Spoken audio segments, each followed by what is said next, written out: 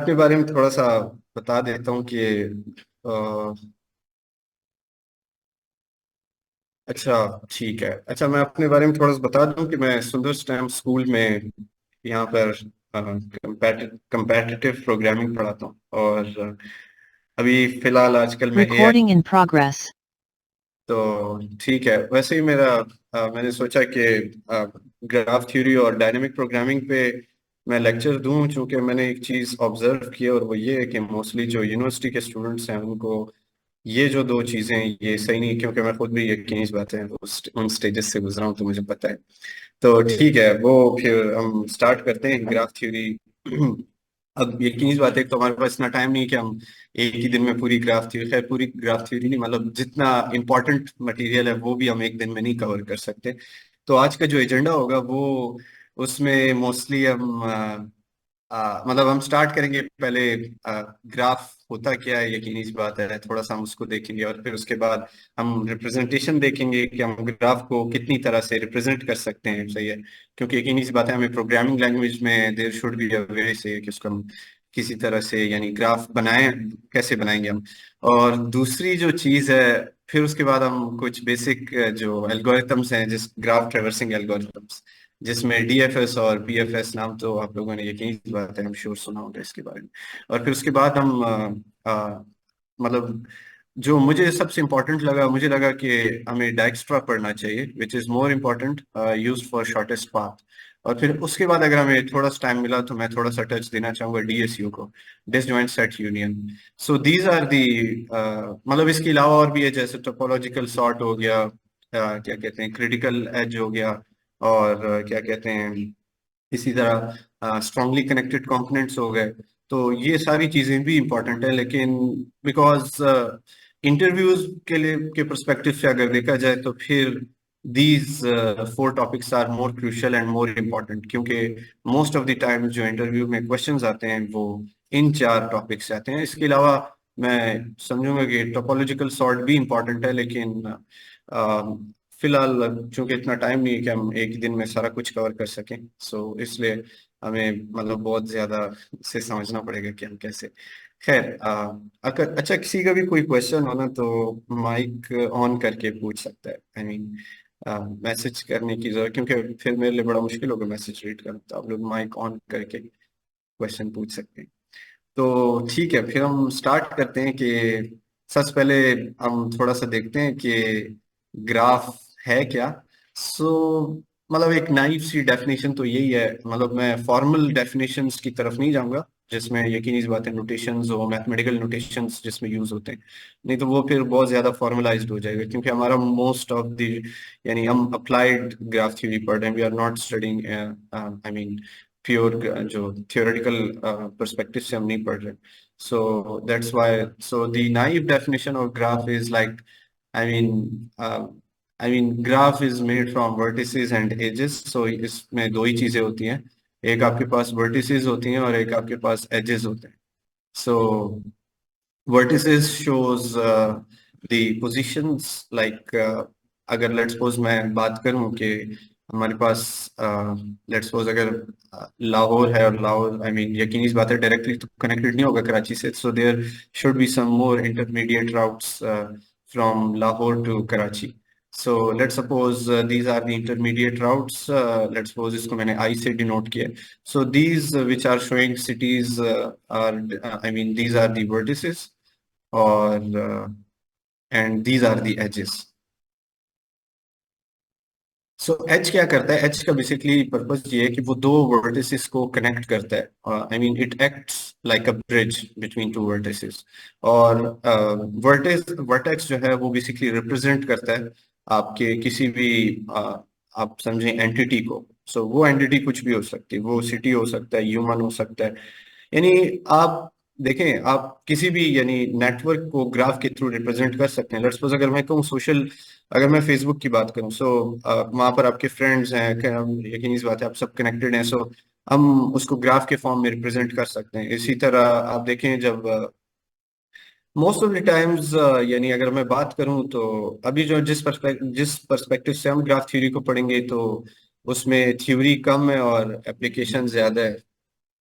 सही है। तो लेट सपोज अच्छा, ये आपके पास वर्टिसेस और एजेस का मतलब थोड़ा सा मैंने अगर कोई क्वेश्चन है यहाँ तक तो uh, अगर कोई क्वेश्चन है so you can ask and then we will move forward के वर्टिसेस और एजेस का फिलहाल बस आप यही समझ के vertices shows the entity and I mean to connect those entity we need edges. I mean हमें ये कुछ चाहिए उन एंटिटी को कनेक्ट करने के लिए। तो क्लियर दीज है आर सर, थैंक यू। जी। क्लियर है। Formal definitions, because in formal definitions, obviously you need some formal notations actually. So I will not go into the details of the formal notations. Now let's discuss the way to represent graphs in programming languages. So यकीनी सी बात है, आप अगर मैं एक simple सा graph बना रहा हूँ, this is let's suppose vertex one and this is, अच्छा वर्टेक्स को हम नोड भी कहते हैं, सो लेट्स सपोज मैं इसको नोड, मोस्टली मैं इसको नोड ही कहता हूँ। Let's suppose first node is connected to the second node and second node is connected to the third node and second node is also connected to the fourth node and they are connected in between. I mean अच्छा, graph में फिर मैं आपको कुछ और चीजें बताना इसी के बाद मैं बताऊंगा रिप्रेजेंटेशन के बाद। So let's suppose how you will represent this. So there are basically three ways to represent this. So the first way is adjacency list. So in this lecture we will use adjacency. Maybe the spelling is wrong actually. Adjacency, yeah. And खैर उससे क्या फर्क पड़ता है। So adjacency list और दूसरा जो है वो मैट्रिक्स, adjacency मैट्रिक्स है, और तीसरा जो है वो एज लिस्ट है। अच्छा, मैं इनके डिटेल्स में ज्यादा नहीं जाऊंगा कि किसके क्या प्रोज और कॉन्स है, कब आपको क्या यूज करना चाहिए। I mostly prefer adjacency list और all of them.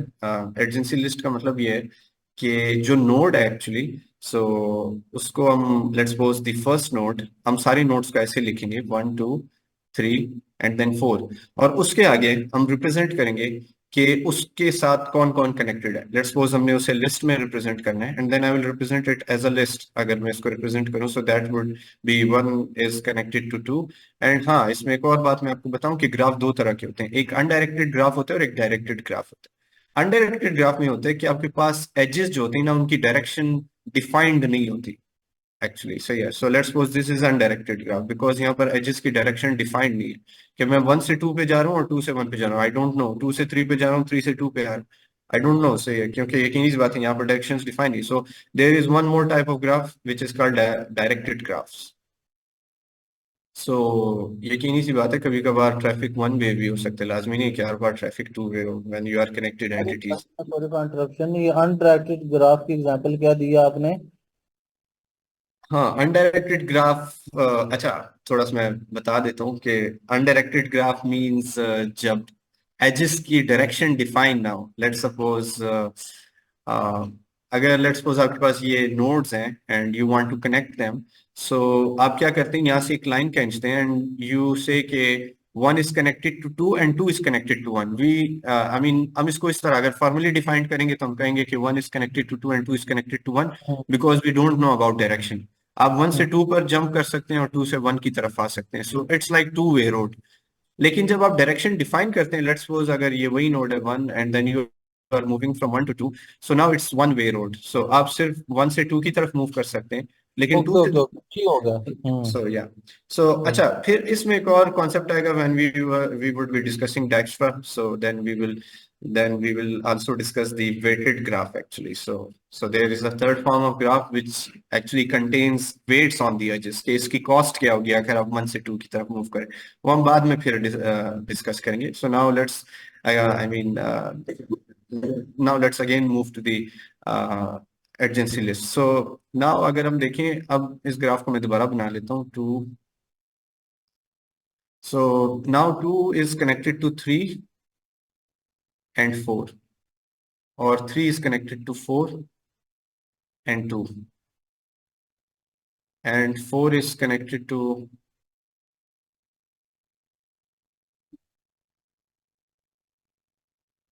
Four is connected to actually three, two and three. अगर प्रोग्रामिंग की हम बात करें कि हम कहेंगे लेट्स सपोज ग्राफ अगर मैं पाइथन की बात करूं, so we will take default dictionary, और फिर डिपेंड करता है आप डिफॉल्ट डिक्शनरी में ले क्या रहे हैं, लिस्ट ले रहे हैं, सेट ले रहे हैं, because for this we don't need set actually, so will take list actually. So फिर हम क्या करेंगे, हम कहेंगे कि लेट्स सपोज अगर हमारे पास आप, अब डिपेंड करता है आपने ग्राफ बनाना कैसे। मोस्टली जो लीड कोड के प्रॉब्लम्स है ना, उसमें होता ही है कि आपको ना एज लिस्ट गिवन होता है, यानी एजेस के लिस्ट गिवन होती है इस तरह से। सो ये थर्ड ये वाला है एजेस लिस्ट। इसमें होता ये है कि आपको लेट्स सपोज अगर मैं इसी ग्राफ को एज लिस्ट में रिप्रेजेंट करूं, तो मैं कहूंगा 1 is connected to 2, then 2 is connected to 3, then 2 is connected to 4, and then 2 is connected to sorry 3, 2 is connected to 4, and then 3 is connected to 4। हाँ सही है, 3 is connected to 4। और फिर मैं ग्राफ अगर इसका बनाऊंगा, सो मैं एक लूप चलाऊंगा 4 u सर ये कॉमा प्रेजेंटेशन हो सकती है ना कि फेसबुक के डेटा की, जिस तरह फ्रेंड एक दूसरे के साथ कनेक्ट होते हैं, म्यूचुअल फ्रेंड्स। जी बिल्कुल, ऐसे ही है, जो म्यूचुअल फ्रेंड्स आपस में कनेक्टेड हैं actually, so they form a graph. Let's suppose मैं आपको एग्जांपल देता हूँ, this is you and this is your friend actually F1, and this is your second friend F2। now अब F1 कनेक्टेड है F3 के साथ, and F2 भी connected है F3 के साथ। सो यकीनी सी बात है, अगर इसको आप ग्राफ के फॉर्म में देखा जाए, so there is a mutual friend, सही है। सो F1 is the mutual friend and F2 is the mutual friend because you are connected to F1 and F3 is connected to, so इस तरह फिर हम्म। सो graph के form में इस तरह आप इसको रिप्रेजेंट करेंगे। सो जी। आप किसी भी यानी बेसिकली जो आपके मोस्ट ऑफ दी जो आपके यानी क्या कहते हैं स्केजुलिंग एल्गोरिथम्स हैं, वो मोस्टली ग्राफ के उस पे, यानी हम उसका पूरा ग्राफ बनाते हैं और फिर हम डिसाइड करते हैं कि जो हमने पाथ स्केजुल करना है वो किस तरह हम स्केजुल करेंगे। Yes Zulfikar Mir Ali.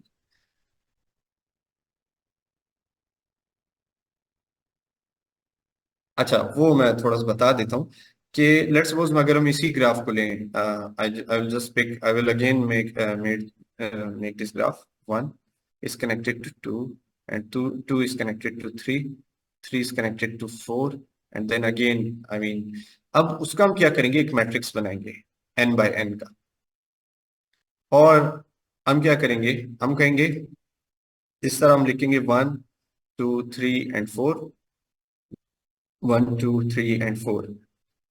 1 is connected to 1, no, तो यकीनी सी बात है यहाँ पर 0 आएगा। 1 is connected to 2, यहाँ पर 1 आएगा और बाकी सारे 0 आएंगे। Now 2 is connected to 3, 1, so yeah, यहाँ पर 1 आएगा। 2 is not connected to itself and 2 is connected to 3, यहाँ पर 1 आएगा। 2 is connected to 4, yeah। अब आप ये सोच रहे होंगे कि how 2 is not connected to itself, it don't make any sense, say it does। so actually इस तरह के यानी जो कॉन्सेप्ट है उसको सेल्फ लूप कहते हैं। अगर 2 के ऊपर खुद अगर इस तरह का एक एज हो, so will not give to the details के वो क्या होता है और किस तरह उसको हम किस तरह हैंडल करेंगे, क्योंकि हमारी जितने भी प्रॉब्लम्स हैं उसमें इस तरह के ग्राफ्स नहीं आते हैं जिसमें सेल्फ लूप्स हो। फिर 2 4 के साथ भी कनेक्टेड है, एंड फिर ये 3 is connected to 2, 3 is not connected to 1 2 and 0 1, और फिर 4 is connected to 2 and 3, so यहाँ पर 0 आएगा। 2 एंड 3, एंड यहाँ पर फिर 0 आएगा। सो this is how you will represent adjacency matrix. Adjacency matrix आपको तब काम आएगा जब, अच्छा मैं आपको बताऊं कि मेरे 2 साल के करियर में मैंने एडजेंसी मैट्रिक्स शायद बमुश्किल मैंने 1 या 2 बार यूज किया है। एंड एक बार मैंने इसको यूज किया था when I was running all shortest path algorithm. It is a dynamic programming algorithm, जो आपको शॉर्टेस्ट पाथ चाहिए हो तमाम नोड्स के से चाहिए, तो उसके लिए फिर हम एडजेंसी लिस्ट से बेहतर है कि मैट्रिक्स यूज करें। और दूसरी बार मुझे याद नहीं मैंने इसको कब यूज किया, so I have never used it, सही है, क्योंकि मुझे ये लगता है कि सबसे इजी और सबसे एफिशिएंट जो है इनमें सबसे, वो ये है कि आप एडजेंसी लिस्ट यूज करें, क्योंकि वो उतना ही स्पेस लेगा जितना आपको जरूरत है। अब एडजेंसी मैट्रिक्स यकीनी सी बात है, आप एन बाय एन का एक स्पेस ले रहे हैं, तो आपका स्पेस तो यकीनी सी बात है, अगर लेट्स सपोज आपके पास 10⁵ वर्टिसेस हैं और 10⁵ एजेस हैं। सो ये मैट्रिक्स तो आप बना ही नहीं पाएंगे, मेमोरी लिमिट यानी आपका मेमोरी एक्सप्लोड हो जाएगा लीड कोड के बाद। टेन जी raise to sir, the power five multiply by 10⁵ it is बहुत इक्वल टू ज्यादा, 10। जी बहुत सो लंबी इट रेंज इज, है। या सो it is taking a lot of space, सही है। और हाँ, ये हम तब बनाते हैं जब आपके पास यानी जो एजेस है ना, वो यानी आपका जो है वो डेंस हो, यानी कनेक्शन बहुत ज्यादा, यानी एक स्पार्स कनेक्शन ना हो।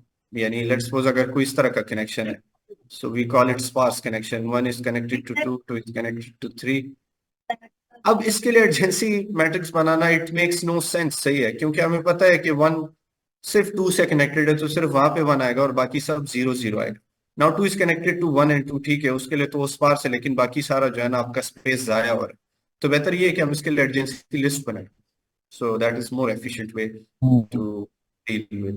अच्छा। अच्छा, बेसिकली सर कंक्लूजन ये है कि हमारे पास दो वे हैं कनेक्शन, हमारे जो कनेक्शन को बयान करने के। एक तो हम इसको मैट्रिक्स में बयान कर सकते हैं, और दूसरा इस लिस्ट के अंदर। अब ये कहना चाह रहे हैं ना? दूसरा एडजेंसी लिस्ट के थ्रू, और तीसरा एज हाँ, एज लिस्ट भी यूज होता है। एज लिस्ट आपके लीड कोड के प्रॉब्लम में मोस्टली वो एज लिस्ट यूज करते हैं। जी। और तो रियल वर्ल्ड के अंदर सर जो फेसबुक के अंदर यूज हो रहा होगा एल्गोरिथम, वो मैट्रिक्स के ऊपर चल रहे होंगे या क्या उधर क्या यूज हो रहा होगा, आपका क्या गैस है? यार मैं सच कहूँ, मैं गेस नहीं कर सकता। उसकी रीजन ये है कि आई डोंट नो कि वो डिपेंड करते, देखिए प्रॉब्लम के ऊपर डिपेंड करते हैं। हम्म। अगर लेट सपोज आप डायनामिक प्रोग्रामिंग यूज कर रहे हैं, हम्म। सही है, तो फिर बेहतर ये है कि आप एडजेंसी मैट्रिक्स यूज करें, क्योंकि डायनामिक प्रोग्रामिंग के साथ एडजेंसी मैट्रिक्स को डील करना ज्यादा आसान है as compare to adjacency list. क्योंकि हम्म। यकीनी सी बात है, आप क्या करते हैं, आपको प्रीवियस रिजल्ट्स चाहिए, आपने प्रीवियस रिजल्ट्स को एडजेंसी लिस्ट के थ्रू निकालना, that is more difficult and hard, सही है। तो वो हम्म। फिर मैट्रिसेस के थ्रू यानी अरेज के थ्रू उसको हैंडल करना ज्यादा इजी होगा। तो यार तो तो बिल्कुल। अभी वो एक बहुत ही एडवांस कॉन्सेप्ट बन जाएगा कि ग्राफ के साथ आप डीपी को किस तरह, मतलब कोई अब आप यानी डीपी प्लस ग्राफ के जो प्रॉब्लम्स हैं दे आर सो हार्ड, यानी वो हम्म। हमारे यानी अगर उसका डिफिकल्टी, अगर मैं उसको स्केल करूँ डिफिकल्टी लेवल के ऊपर, so it would be around 1800। और अभी जो हम प्रॉब्लम पढ़ेंगे they would be around like 1000 to 1400। अभी हम्म। उस डिफिकल्टी लेवल के प्रॉब्लम्स देखने ही नहीं है, क्योंकि वो बहुत हार्ड होते हैं, उनको यकीनी सी बात है उसके लिए आपके पास डायनेमिक प्रोग्रामिंग का भी अच्छा खासा नॉलेज होना चाहिए, हाँ तभी जी, हाँ फिर जी। उस तरह के प्रॉब्लम्स आपको समझ आएंगे। बिल्कुल उस बिल्कुल। तरह के प्रॉब्लम्स के लिए हम मैट्रिसेस यूज करते हैं, वरना मोस्टली हम मैट्रिसेस नहीं यूज करते। ठीक हो गया सर। तो खैर, अब हम आते हैं कि कुछ,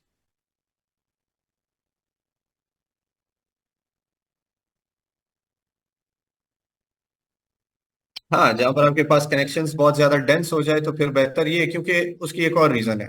जो आप एडजेंसी मैट्रिक्स बनाते हैं ना, उसमें आप यूज करते हैं डिक्शनरी। और अगर मैं थोड़ा सा और डिटेल में जाऊं तो डिक्शनरी का एक मसला ये है कि वो बैक एंड पे हैशिंग यूज कर रहा होता बिल्कुल ऐसे ही है, हैश मैप ऐसे ही है। है, ठीक है। और अगर आपके पास कनेक्शन डेंस हो जाते हैं तो फिर आपको पता है कि हैशिंग जो है ना वो थोड़ा सा लूजली, यानी उसका आपको पता है कि अगर आपके पास डाटा सेम आ रहा हो बार बार, तो फिर वो उसके लिए बड़ा मुश्किल होता है हैश टेबल के लिए। और वो फिर लिंक लिस्ट के थ्रू वो एक चेन कनेक्शन बनाते हैं, और फिर उसके बाद वो उसकी जो time complexity O of one होती है, वो ओ ऑफ वन से ओ ऑफ एन पे चली जाती है। क्योंकि यकीनी सी बात है, आप सेम लोकेशन पे बार बार यानी सेम ही डाटा को क्या कर रहे हैं, स्टोर कर रहे हैं। तो फिर उससे ये इशू होता है कि फिर बजाय इसके कि जब बहुत ज्यादा डेंस हो जाए हम उसके लिए हैश टेबल यूज करें, मतलब डिक्शनरी यूज करें, हम एक काम करते हैं, हम उसके लिए 2D मैट्रिक्स यूज करते हैं, फिर वो ज्यादा है। आपने ये एक न्यू पॉइंट इंट्रोड्यूस किया है, ये बड़ा एक न्यू था मेरे लिए, कि हैश मैप भी ओ ऑफ एन में चला जाता है। तो ये बात काइंडली थोड़ी एग्जांपल दीजिएगा जरा। वैसे तो हमें पता है कि हैश यूनिक इंडेक्स क्रिएट करता है हैश एल्गोरिथम के जरिए, और उस इंडेक्स के ऊपर वैल्यू को रख देता है, ये तो हमें पता है, और उसका टाइम भी कांस्टेंट होता है। लेकिन ये ओ ऑफ एन हो हाँ। जाता है, ये किस एग्जांपल में? काइंडली एग्जांपल दीजिएगा रियल वर्ल्ड में, कोई सिंपल सी एग्जांपल। अच्छा, वो इस तरह से, लेट्स सपोज अगर आपके पास दो सेम कीज हैं, हम्म। वैसे ऐसे होता तो नहीं है, कीज आपके पास हमेशा यूनिक होती हैं, लेकिन हम्म। फर्ज करें आपके पास डाटा जो है ना उसमें रिडंडेंसी बहुत ज्यादा है, यानी रेपिटेशन बहुत ज्यादा है, ठीक है, और फिर आप ठीक उसको है। हैश कर रहे हैं। ठीक है। अक्सर होता ये है कि चूंकि कंपैरेटिव प्रोग्रामिंग में जो आपको यानी हैश होता है ना, वो मोस्टली जो अच्छे प्रोग्रामर्स कंपैरेटिव प्रोग्रामर्स होते हैं वो हैश खुद बनाते हैं अपना। क्योंकि हम्म। जो हैश आपका कंप्यूटर यूज कर रहा होता है उसको हैक करना इतना मुश्किल नहीं होता, क्योंकि उन्हें हम्म। पता होता है कि लेट्स सपोज अगर हम थोड़ा सा देख सकते हैं इंटरनेट पे कि पाइथन कौन सा हैशिंग टेक्निक यूज कर। Let's hmm. सपोज थोड़ा सा ही मैं इसके डिटेल में जाऊंगा, नहीं तो फिर हम ऑफ ट्रैक हो जाएंगे अपने ओरिजिनल टॉपिक से। लेट्स सपोज आपने वन को ये लोकेशन दे दी। अब हैशिंग क्या है, हम्म। वो वन वे फंक्शन है, टू वे फंक्शन हम्म। नहीं है। और वो हम्म। एक फिक्स्ड मैथमेटिकल, आप समझें कि एक फंक्शन है। Let's hmm. सपोज अगर मैं कहूँ कि this is F which takes some input I, और वो हम्म। फिर आपको उसका हैश बना के देता है, सही है। बिल्कुल अब बिल्कुल। यकीनी सी बात है, आपने उसको F of I one pass किया तो आपको एच वन देगा। हम्म। आपने उसको एफ ऑफ आई टू पास किया तो दोबारा आपको एच वन ही देगा, एच टू नहीं देगा। ओ सॉरी, अगर आपने दोबारा उसको आई वन पास किया। हाँ तो सही वही है, देख, डेफिनेटली ऐसे ही है। ऐसे ही है। तो अब होता ये है कि अक्सर जब आप फ्रीक्वेंसी टेबल बना रहे होते हैं, फ्रीक्वेंसी हम्म। लिस्ट, फ्रीक्वेंसी लिस्ट का तो आपको आइडिया होगा कि लेट्स सपोज आपके पास डिफरेंट एलिमेंट्स, तो हम फ्रीक्वेंसी काउंट करते हैं कि हम्म। फ्रीक्वेंसी इसकी कितनी जी है। G. Let's suppose G one G. Two three four five six seven, तो वो क्या करेगा, उसको मैप करेगा। अब मसला ये है कि जब आप बार बार उसको ए पास कर रहे हैं, सही, और फिर उसकी फ्रीक्वेंसी को आप ऐड कर रहे हैं, तो वो सेम हाँ। लोकेशन पे जाके क्या करेगा, वन, और फिर यकीनी बात है वो सेम लोकेशन पर जाके जब उसको हैश करेगा तो वो हाँ। उसकी जगह तो उसको हैश नहीं कर सकता। तो उसे क्या करना पड़ेगा, उसे उसे चेन करना पड़ेगा नेक्स्ट एक एड्रेस के थ्रू, यानी लिंक लिस्ट के थ्रू उसे चेन करना पड़ेगा एक और लोकेशन पे जाके। अब जब आप लेट सपोज उस चीज को ढूंढ रहे हैं कि वो कहां पर है, लेट सपोज वो एक पूरा चेन बन गया है। तो जब आप स्टार्ट करेंगे, लेट सपोज आप कहते हैं ये नहीं है, ये नहीं, सो it is like a linear search, आपको ओ ऑफ एन हम्म। टाइम लगेगा वहां तक पहुंचने के लिए। मतलब वो हम्म। ओ ऑफ एन नहीं होता, may be less than O of N, लेकिन एसिम्प्टोटिक टाइम कॉम्प्लेक्सिटी में हम कहते हैं it's almost equals to O of N. अब ये हम्म। डिपेंड करता है, अगर इसकी और डिटेल्स में जाएं तो फिर वो डिपेंड करता है कि उसकी प्रोबेबिलिटी कितनी होगी कि वो सेम लोकेशन पे जाके उसको हैश करेगा। अब यकीनी सी हम्म। बात है, उसके लिए फिर आपको पूरा पढ़ना पड़ेगा कि हैशिंग काम किस तरह करते हैं। और जब उसकी टाइम कॉम्प्लेक्सिटी को जब हम बेसिकली मेजर करते हैं, हम प्रोबेबिलिस्टिक वे में उसको मेजर करते हैं, ना कि हम उसको इस तरह मेजर कर पाए कि बिल्कुल एक जैसे हम यानी लेट्स सपोज अगर हम सॉर्टिंग एल्गोरिथम को मेजर करें, नहीं, हमें फिर उसकी प्रोबेबिलिटी देखनी पड़ेगी। जितनी उसकी प्रोबेबिलिटी कम होगी उतना यानी वो हमारे पास एक रोबस्ट हैशिंग वो होगा, फंक्शन होगा। फंक्शन खैर, होगा। जी। जी। तो खैर अभी हम वापस आते हैं अपने टॉपिक के ऊपर। तो अजय, कुछ मैं आपको टर्मिनोलॉजीज बताना चाहता हूँ ग्राफ थ्योरी से रिलेटेड। साइकिल क्या होता है, ग्राफ दो किस्म के होते हैं, simple graph, multi edge graph, वैसे और भी बहुत सारे टाइप्स होते हैं, लेकिन फिलहाल हम प्लानर ग्राफ्स होते हैं और भी यानी, लेकिन फिलहाल हम बस यही तीन पढ़ेंगे। साइकिल की जो फॉर्मल डेफिनेशन है ना, वो ये है कि जब नंबर ऑफ एजेस जो है ना वो ग्रेटर इक्वल हो जाए। वैसे बुक की जो डीबी वेस्ट की जो बुक है उसमें डेफिनेशन ये है कि जब नंबर ऑफ एजेस इक्वल हो जाए नंबर ऑफ वर्टिसेस के, तो इसका मतलब आपके ग्राफ में साइकिल है। सो लेट्स सपोज ये आपके पास एक नोड है और ये आपके पास दूसरा नोड है। अब एक आपको ना, अगर लेट्स सपोज आप शुरू में ग्राफ थ्योरी पढ़ रहे हैं, तो कोई अगर आपसे ये क्वेश्चन पूछे कि यार बताओ इसमें साइकिल है या नहीं, आप कहेंगे ठीक है मैं यहाँ से यहाँ भी जा सकता हूँ, यहाँ से वापस, तो ये तो साइकिल है। No, it's not a cycle actually. Cycle ये तब होगा जब ये इस डेफिनेशन पे पूरा उतरेगा, यानी इसमें अगर हम एक और एज ऐड करेंगे इस तरह से, अब ये साइकिल है। अब हम्म। सही है। So great. उसकी एग्जांपल ये है कि let's suppose if this graph is a directed graph. Hmm. So आप वन से टू पर जा सकते हैं लेकिन दोबारा टू से वन पे नहीं आ सकते, तो उसके लिए आपको एक और एज चाहिए। तब साइकिल बनेगा।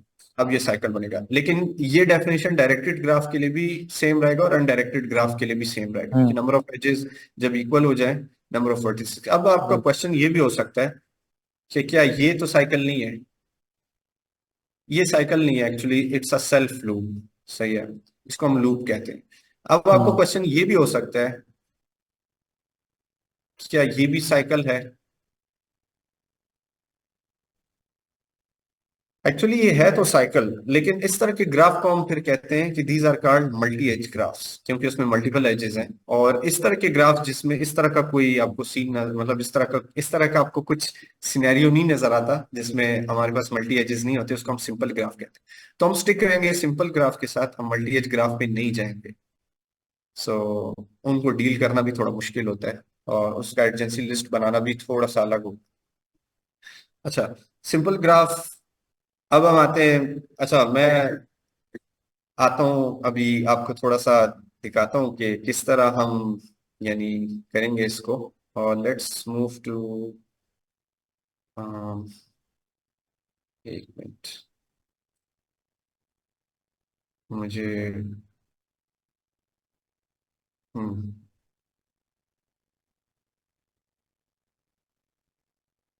हम्म, सच है, आपने सिंपल ग्राफ का क्या बताया प्लीज रिपीट कीजिएगा।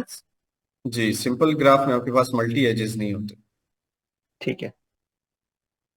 अच्छा, मैं सर मुझे एक मिनट दे, मैं ये, हाँ ये सही है, मैं लीड कोड का प्लेग्राउंड यूज करूंगा प्रोग्रामिंग के लिए, क्योंकि मुझे लगता है वो ज्यादा सही है।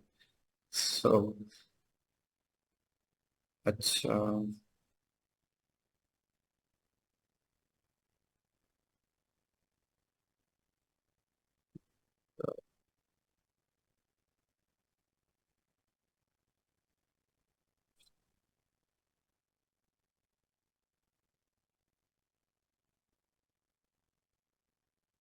देखें आप लोग के साथ स्क्रीन शेयर हो रही है मेरी? जी सर, शेयर्ड है। अच्छा, तो सबसे पहले मुझे ग्राफ बनाना पड़ेगा। अब मैं क्या करूंगा, यहाँ पर जो मैंने ये वाला ग्राफ बनाया था ना, क्या कहते हैं, मैं यहाँ पर आप ग्राफ बना लेता हूँ, फिर हम उसी ग्राफ को फॉलो करते हैं। 1 2 3। सर जी, आप किधर लिख रहे हैं, नजर नहीं आ रहा। अच्छा, मैं बता देता हूँ कि मैं क्या कर रहा हूँ। मैं यहाँ हम्म। पर लिख देता हूँ। आपको ना मोस्टली जो लीड कोड के प्रॉब्लम्स होंगे, अभी हम कुछ प्रॉब्लम्स देखेंगे इंशाल्लाह। उसमें इस तरह का आपको गिवन होगा, 1 2 के साथ हम्म। कनेक्टेड है, और हम्म। 2 कनेक्टेड है 3 के साथ, ये सर। और 3 कनेक्टेड है 4 के साथ, फोर। और 2 आल्सो कनेक्टेड है 4 के साथ। फोर के साथ। 1 2 के साथ कनेक्टेड है, 2 3 के साथ कनेक्टेड है, और 2 4 के साथ कनेक्टेड है, और 3 4 के साथ। अब आप क्या करेंगे, आप यहाँ पर ग्राफ लेंगे और डिफॉल्ट डिक्शनरी लेंगे, और यहाँ पर डिफॉल्ट डिक्शनरी को आप लिस्ट पास करेंगे, सेट नहीं पास करेंगे आप, क्योंकि सेट की जो टाइम कॉम्प्लेक्सिटी है वो एक एलिमेंट को ऐड करने के लिए वो log n टाइम लेता है। लिस्ट वो 1 टाइम लेते हैं, तो इसलिए हम लिस्ट लेंगे, वो ज्यादा बेहतर है। और फिर for you comma we in edges. Sir, एक और छोटा सा क्वेश्चन आपसे, सॉरी फॉर इंटरप्शन। जी जी। आप काइंडली अपने बारे में बताइएगा कि आप किस डेजिग्नेशन के ऊपर हैं, आप क्या काम कर रहे हैं, और आपकी नॉलेज क्या है, और आपका वर्किंग एक्सपीरियंस क्या है। वो मैं बताता हूँ आपको। जी, क्योंकि आप जिस जिस डेप्थ से बात कर रहे हैं ना, वो इंटरेस्टिंग है। आप हर चीज़ का टाइम हाँ कॉम्प्लेक्सिटीज को काफ़ी बारीकी से बयान कर रहे हैं। तो ये अटेंशन हाँ, अटेंशन ले अब रहा है। वो असल में मैं आ, मतलब मैं इधर सुंदर स्टेम स्कूल में मैं पढ़ाता हूँ, और मेरी डेजिग्नेशन तो बस मैं एक टीचर ही हूँ। और मोस्टली मैं कंपैरेटिव प्रोग्रामिंग पढ़ाता हूँ, मुझे खुद भी बड़ा इंटरेस्ट है कंपैरेटिव प्रोग्रामिंग। कंपैरेटिव प्रोग्रामिंग और नॉर्मल प्रोग्रामिंग में थोड़ा डिफरेंस है।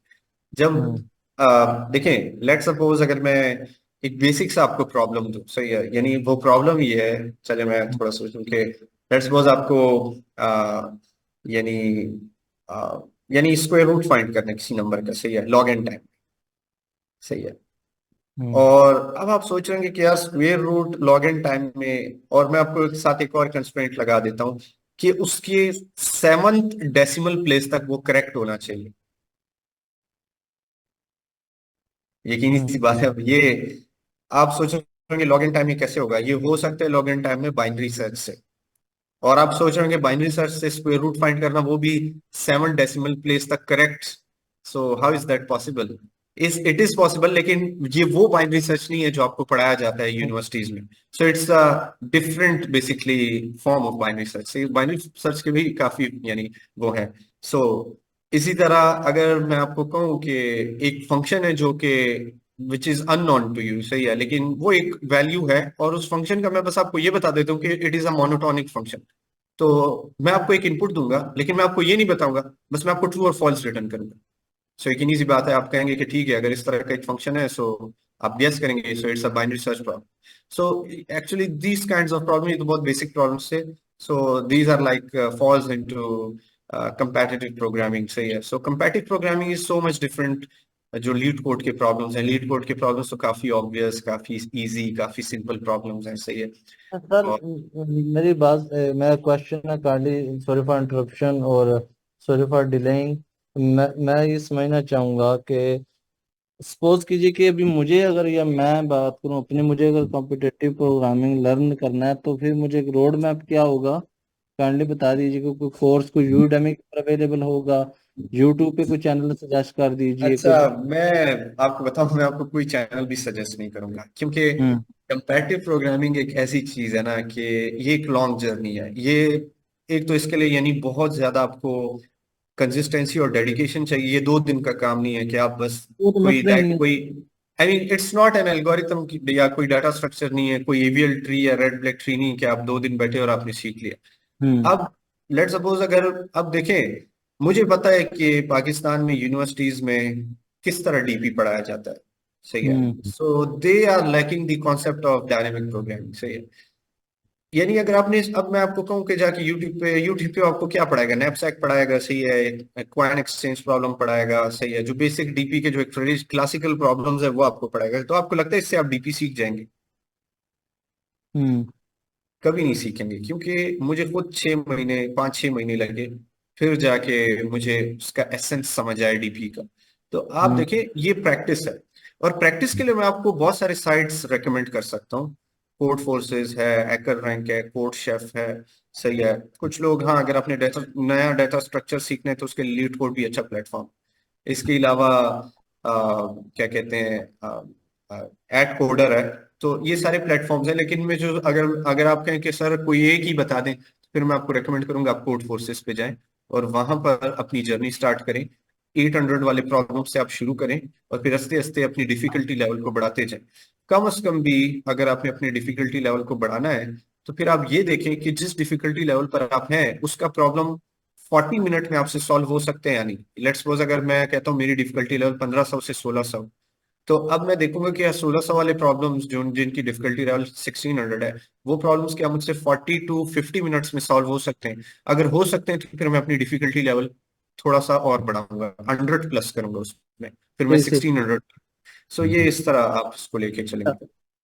तो सर आखिरी question, sorry for interruption again, आखिरी क्वेश्चन, डायनामिक प्रोग्रामिंग ही कॉम्पिटिटिव प्रोग्रामिंग है? नहीं नहीं, dynamic programming is a part of comparative programming. So actually अगर आप करिकुलम देखें, so it starts from discrete maths like number theory, graph theory, logic, and then it moves to some basic algorithms, sorting, binary search, graph के जो algorithms हैं, और उसके बाद फिर कुछ advanced algorithms हैं। और dynamic programming is just a part। सही, dynamic programming आप सोचिए is just a way, सही है, to solve a problem। तो उसमें अगर आपके प्रॉब्लम में, सही है, क्या कहते हैं, ओवरलैपिंग यानी है, एग्जिस्ट करता है, सही है, यानी जिसको हम वो कहते हैं, लेट्स सपोज आप कोई चीज, कोई प्रॉब्लम आप सॉल्व कर रहे हैं और आपको लगे कि यार यहाँ पर रिपीटिशन आ रही है, so then you, I mean वो पूरा आप ट्री स्ट्रक्चर डायग्राम बनाते हैं, देन यू सी, और उसके बाद फिर आप, और ये सारा काम आप आधे घंटे में अगर कर सकते हैं, then you, I can say कि यार you are an expert of dynamic programming, सही है, कि आप उसका ट्री डायग्राम भी बनाए और फिर आप आगे उसको ये सारा। Okay. So dynamic programming is just part of, I mean it's not. अच्छा, खैर, अभी हम वापस आते हैं। तो सो इट्स मीन, मैं अच्छा। मैं कंक्लूजन की तरफ आना चाहूंगा सर। तो इसका मतलब ये हुआ हम्म। कि पहले हमें लीड कोड के ऊपर हाथ सीधा कर लेना चाहिए, बेसिक एल्गोरिथम्स, डाटा स्ट्रक्चर सीख लेना चाहिए, एक प्रोग्रामिंग लैंग्वेज अच्छे तरीके से समझ लेनी चाहिए, देन फिर कॉम्पिटिटिव प्रोग्रामिंग की तरफ मूव ऑन होना चाहिए। नो, क्या बता। That's not, I will not, I mean मैं कभी भी ये नहीं कहूंगा कि आप फिर मूव करें, साथ साथ चलें। जैसे जैसे आप प्रोग्रामिंग सीख रहे हैं, वैसे वैसे आप कंपैरेटिव प्रोग्रामिंग शुरू में जब आप स्टार्ट करेंगे, it would be very easy, सही है। लेट्स सपोज आपने स्ट्रिंग में ए फाइंड करना है, लेट्स सपोज स्ट्रिंग को इन्वर्ट कर दिया, सही है, लेट्स सपोज पैलिंड्रोम का थोड़ा सा वेरिएंट चेंज हो गया, सही है, लेट्स सपोज बाइनरी सर्च तो खैर वो बहुत एडवांस लेवल पे आता है, यानी आप सोचिए 1300 डिफिकल्टी लेवल तक, 1200 1400 डिफिकल्टी लेवल पहुंचने के बाद फिर आप जाके बाइनरी सर्च को थोड़ा सा देखना शुरू करेंगे। सो शुरू में you don't need any I mean knowledge of data structures and algorithm, बस बेसिक आपका अपना जो यानी एक कॉग्निटिव एबिलिटीज हैं वही आप यूज करेंगे और उन्हीं से आप प्रॉब्लम सॉल्व करेंगे। So I will not I mean say कि आप जाएं और पहले प्रोग्रामिंग सीखें and then you learn all the data structures and algorithm और फिर आप स्टार्ट करें, नो, जो स्टार्ट सही है और बस जाके शुरू कर दें, पर कम जी से कम ठीक है। आपको 2 साल लगेंगे एक्सपर्ट बनने हम्म के लिए। ठीक है sir, thanks a lot.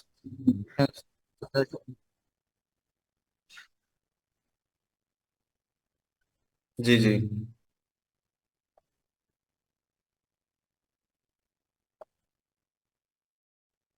Actually it's a mind sports game. अब देखें जो ओलंपियाड्स होते हैं ना, अब डिफरेंट तरह के ओलंपियाड्स होते हैं। एक तो आपको पता होगा मैथ्स का ओलंपियाड होता है, एक बेसिकली फिजिक्स का ओलंपियाड होता है, केमिस्ट्री का। इसी तरह जो कंप्यूटर साइंस का जो ओलंपियाड है उसमें जो प्रॉब्लम्स होती हैं actually they are so hard. यानी मैं आपको बताऊं कि अगर मैं उनमें से कंप्यूटर साइंस का जो आप कहते हैं कि यार अच्छा स्टूडेंट है, सही है, लेकिन अगर मैं सिर्फ उसको प्रॉब्लम दिखाऊं तो उसको शायद प्रॉब्लम भी समझना है कि यार ये प्रॉब्लम क्या कह रहा है, I am not getting anything of it. So मैं आपको थोड़ा सा बता देता हूँ कि कंपैरेटिव प्रोग्रामिंग में आपके पास जो प्रॉब्लम होती है ना वो यानी एक स्टोरी की तरह होता है। I mean you have given a story and then you have to उससे आपको वो पूरा एक रोड मैप बनाना पड़ता है माइंड में, एंड देन यू थिंक कि हाँ यार इसको कैसे सॉल्व करना है, एंड देन फिर आप जाके उसके लिए डिफरेंट स्ट्रेटजीज, और ये सारा काम आपने यानी 40 मिनट्स के अंदर अंदर यानी सारा काम ब्रेनस्टॉर्मिंग करना उसके लिए आइडियाज और फिर ये सारा। तो अब एक ऐसा बंदा जिसकी प्रैक्टिस नहीं है तो यकीनी सी बात है उसे तो एक प्रॉब्लम सॉल्व करने में 2 दिन लगेंगे लेकिन सर उसके हम लिए। हम जब लीड कोड के ऊपर कर रहे होते हैं प्रॉब्लम सॉल्व, तो हम तो इस तरह हमें स्टोरी में प्रॉब्लम दिए जाते हैं। Leet code is like very obvious thing, मतलब उसमें सीधा सीधा आपको बताया जाता है कि आपने करना क्या है। लाइक अभी हम कुछ प्रॉब्लम्स देखेंगे ना उसमें बहुत स्ट्रेट फॉरवर्ड होता है और उन प्रॉब्लम्स को सॉल्व करने के लिए आपको इतना सोचना नहीं पड़ता। लीड कोड के भी कुछ प्रॉब्लम्स हैं जिसके बारे में मैं कहूंगा कि दे आर हार्ड, सही, उनको सॉल्व करने में आपको सोचना पड़ता है, लेकिन most of the times I mean the problems are so easy. I mean आप देखें उनकी जो हार्ड प्रॉब्लम्स भी होते हैं दे आर सो इजी, सही है, दे आर नॉट चैलेंजिंग।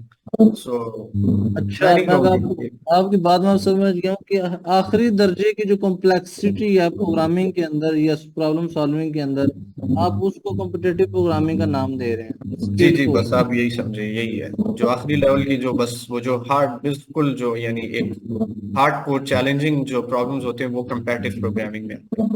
ठीक है, और इसके चैलेंजेस टूर्नामेंट्स भी होते हैं इसके, और उसके अंदर फिर अवार्ड वही सिस्टम भी होते होता हैं यूनिवर्सिटी लेवल पे। अभी आप बीएस में अगर हैं तो आईसीपीसी में आप पार्टिसिपेट कर सकते हैं। पाकिस्तान में तो खैर आईसीपीसी में अभी यानी इस साल ही हमजा नाम का एक लड़का है which is very good in comparative programming. So वो जो है यानी रीजनल लेवल तक गया था, वरना तो पाकिस्तान कभी भी पहले रीजनल लेवल तक भी नहीं गया। सो ये फर्स्ट टाइम था पाकिस्तान के लिए कि रीजनल लेवल तक हो गया।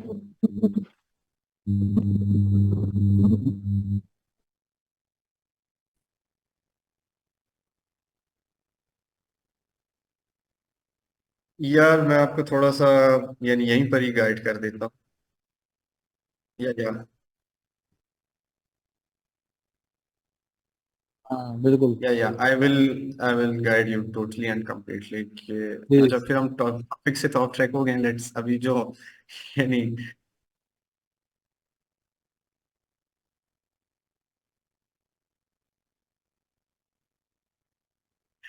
जी जी मैं बताता हूँ कि this is different kind of school और यहाँ पर मैं तो हैरान हूँ कि आप लोगों ने किस तरह यानी अभी तक इसके बारे में नहीं पता आपको इस स्कूल के बारे में। सो इट्स अ वेरी मैं डिफरेंट ज्यादा काइंड ऑफ हैरान स्कूल। है, हम सो खुद से खुद हैरान है, ये काइंडली बताइएगा। या अभी आई तो will first of all I will share Great conversation, sir. Great workshop. Thank you, Sir जी। Mohammed and Sir हम्म। ठीक, Dr. अभी आप हम लोगों को मेरी स्क्रीन नजर आ रही? सर codeforces.com के ऊपर हैं आप? जी सर, जी शो जी। हो रही है। सो देखिए अब इसमें होता क्या है कि लेट्स सपोज यहाँ पर ना हर हफ्ते कॉन्टेस्ट्स होते हैं, सही है। सो क्या आप है? यहाँ कॉन्टेस्ट्स में आएंगे। लेट्स सपोज अब ये प्रीवियस कॉन्टेस्ट्स आप देख रहे होंगे, मैंने दिए हुए हैं। एक में मैंने 4 प्रॉब्लम सॉल्व किए, 3 3 और 3, सही है। सो एक्चुअली जी। टाइम लगता है। मैं ये नहीं कहूंगा कि मैं बहुत अच्छा हूँ कंपैरेटिव प्रोग्रामिंग में। एक्चुअली मैं तो टीचर हूँ, लेकिन मेरे जो स्टूडेंट्स हैं वो मुझसे काफी बेहतर है। सो हम्म। अब आपने स्टार्ट करना है, आपने आने प्रॉब्लम सेट्स के ऊपर। हम्म। प्रॉब्लम सेट्स में आने के बाद आप यहाँ पर अपना डिफिकल्टी लेवल बताएंगे कि भाई मेरा तो डिफिकल्टी लेवल आप 800 बताएंगे, क्योंकि एक ही बात है, आपने अभी स्टार्ट किया, सो जस्ट फाइन विद 800। और फिर आप क्या करेंगे, आप बस जाएंगे और देखेंगे कि अब मैं क्या करूं। कोई भी एक सा मतलब लेट्स सपोज मैं इसको ना हटा देता हूँ और इसको, हाँ, ये पहला प्रॉब्लम आ गया। हम्म। सपोज वाटरमेलन ओपन कर लें, कोई और एक एग्जांपल ओपन करें ना। हाँ, मैं आपको बताता हूँ। ये वाटरमेलन आ गया। अब ये प्रॉब्लम देखें, ये पूरा प्रॉब्लम यहाँ से यहाँ तक आपने पढ़ना है। उसके बाद आपको कंस्ट्रेंट्स गिवन है कि भाई उसकी लेंथ कितनी है। हम्म। अब कंपैरेटिव प्रोग्रामिंग क्या है कि भाई सोल्यूशन तो बड़ा आसान होता है। आप कहेंगे यार ये तो अभी मैं 2 मिनट, ये तो खैर प्रॉब्लम इजी है। लेकिन जो हम्म। हार्ड प्रॉब्लम्स होते हैं, कभी कभार प्रॉब्लम बहुत इजी होता है, लेकिन दिखने में बड़ा इजी होता है। लेकिन जब आप कंस्ट्रेंट्स देखते हैं कि यार कंस्ट्रेंट्स बहुत ज्यादा है, तो मुझे कोई सोफिस्टिकेटेड वे चाहिए इसको सॉल्व करने के लिए। तो यकीन सी हम्म। बात है, उसके लिए फिर आपको सोचना तो आपको पड़ेगा। बाउंड कर देते हैं और उसके लिए आपको ऑप्टिमाइज्ड वर्जन चाहिए होता है, हाँ, और तभी ऑप्टिमाइज मिलेगा वर्जन, जब लेट्स आपका नॉलेज सपोज होगा। ऐसा ही है। अब लेट्स सपोज मैं अगर आपको बताऊं कि चल इस अभी जो आ ही गए तो फिर थोड़ा सा और इसके, लेट्स सपोज आपको एक अरे गिवन है और यहाँ पर आपको कुछ नंबर्स गिवन है, और इसमें आपने के की विंडो में के की विंडो में आपने और बताना है, यानी लूप चलेगा और आपने हर के की विंडो का और बताना है। यानी अगर मैं 2 2 और 3 का और लूँ, फिर सही है, मैं यानी 2 3 और 4 का और लूँ, और फिर मैं 3 4 और 5 का और लूँ। सो इट्स लाइक अर, चलो इसको थोड़ा आसान कर देते हैं। अर आपने विंडो का मैक्स बताना है के विंडो में। सो के लेट्स सपोज यहाँ पर 3 है, तो मैं यहाँ से यहाँ तक जाऊंगा, इनका मैक्स 3 होगा। फिर यहाँ से यहाँ तक जाऊंगा, इनका मैक्स यकीनी सी बात है 4 होगा। फिर यहाँ से यहाँ तक आऊंगा, इनका मैक्स 6 होगा। फिर Sir, यहाँ से यहाँ तक। sir, sorry, your screen is stuck. या फिर मुझे नजर नहीं आ रहा वो। सर आप कुछ ओ ड्रॉ अच्छा कर अच्छा दें। अच्छा। जी जी जी सर। जी। या सो अगेन आई मीन आप देखें कि यहाँ से मैं यहाँ तक गया और आपके पास 3 आया। फिर यहाँ से मैं यहाँ तक गया, आपके पास 4 आया। फिर यहाँ से मैं यहाँ तक गया, 6 आया। और यहाँ से अब देखिए कंस्ट्रेंट्स वो कहता है कि जो आपकी अरे की साइज है वो 10 to the power 6 है। अब एक तरीका तो ये कि आप 2 लूप चलाएं। एक लूप आप चलाएं एन तक और दूसरा लूप आप चलाएं के तक, तो आप मैक्स फाइंड कर सकते हैं। ये तो बड़ा आसान प्रॉब्लम। आप कहेंगे सर इसमें क्या मसला है, टाइम कॉम्प्लेक्सिटी n/k होगा। लेकिन मसला ये है कि फर्ज करें अगर k आपके पास less than equals 10 raised to the power 4 तक हो, so 10 raised to the power 6 multiply by 10 raised to the power 4।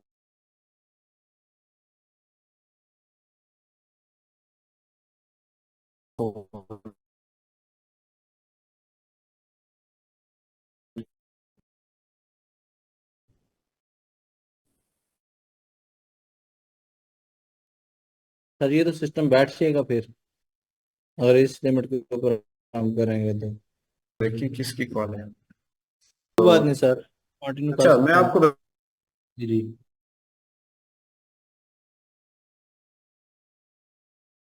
आपके पास ये अरे है और इस अरे में आपने मैक्स फाइंड करना है कि हर बार, यानी आप क्या करेंगे, थोड़ा सा मैं फिर से रिवाइज कर देता हूँ। मुझे लगता है वो सारा वो नेटवर्क पता नहीं क्या इशू आ गया था। सो आप देखिए यहाँ से यहाँ तक आप जाएंगे कि आपको 3 है तो इसका मैक्स 3 आएगा। फिर यहाँ से यहाँ तक आप जाएंगे, उसका मैक्स 4 आएगा। यहाँ से यहाँ तक जाएंगे, मैक्स 6 आएगा। यहाँ से यहाँ तक जाएंगे, मैक्स 7 आएगा। अब आप देखें, अगर मैं आपको कहूँ यार ये मुझे प्रॉब्लम फाइंड करके दें, तो आप क्या करेंगे, आप कहेंगे सर ये तो बहुत आसान, मैं पहले एन तक लूप चलाऊंगा और फिर मैं के तक लूप चलाऊंगा, तो ये तो मुझे सारे जितने भी के की विंडो में है मैक्स सब मिल जाएंगे। लेकिन फर्ज करें अगर आपके पास n जो है वो 10⁻⁶ है और k 10⁻⁴ है, तो दोनों को मल्टीप्लाई करेंगे 10⁻10 आएगा। और पाइथन जो है वो 10⁻7, अगर 10⁻10 तक आप जाएंगे तो कम से कम भी ये 1 मिनट लेगा। और आपको पता है कंपैरेटिव प्रोग्रामिंग में 2 सेकंड से ज्यादा आपको टाइम नहीं दिया जाएगा इस तरह के प्रॉब्लम्स के लिए। अब आप सोच रहे होंगे सर इस तरह की प्रॉब्लम्स फिर हम 2 सेकंड में किस तरह करेंगे। हमें टाइम कॉम्प्लेक्सिटी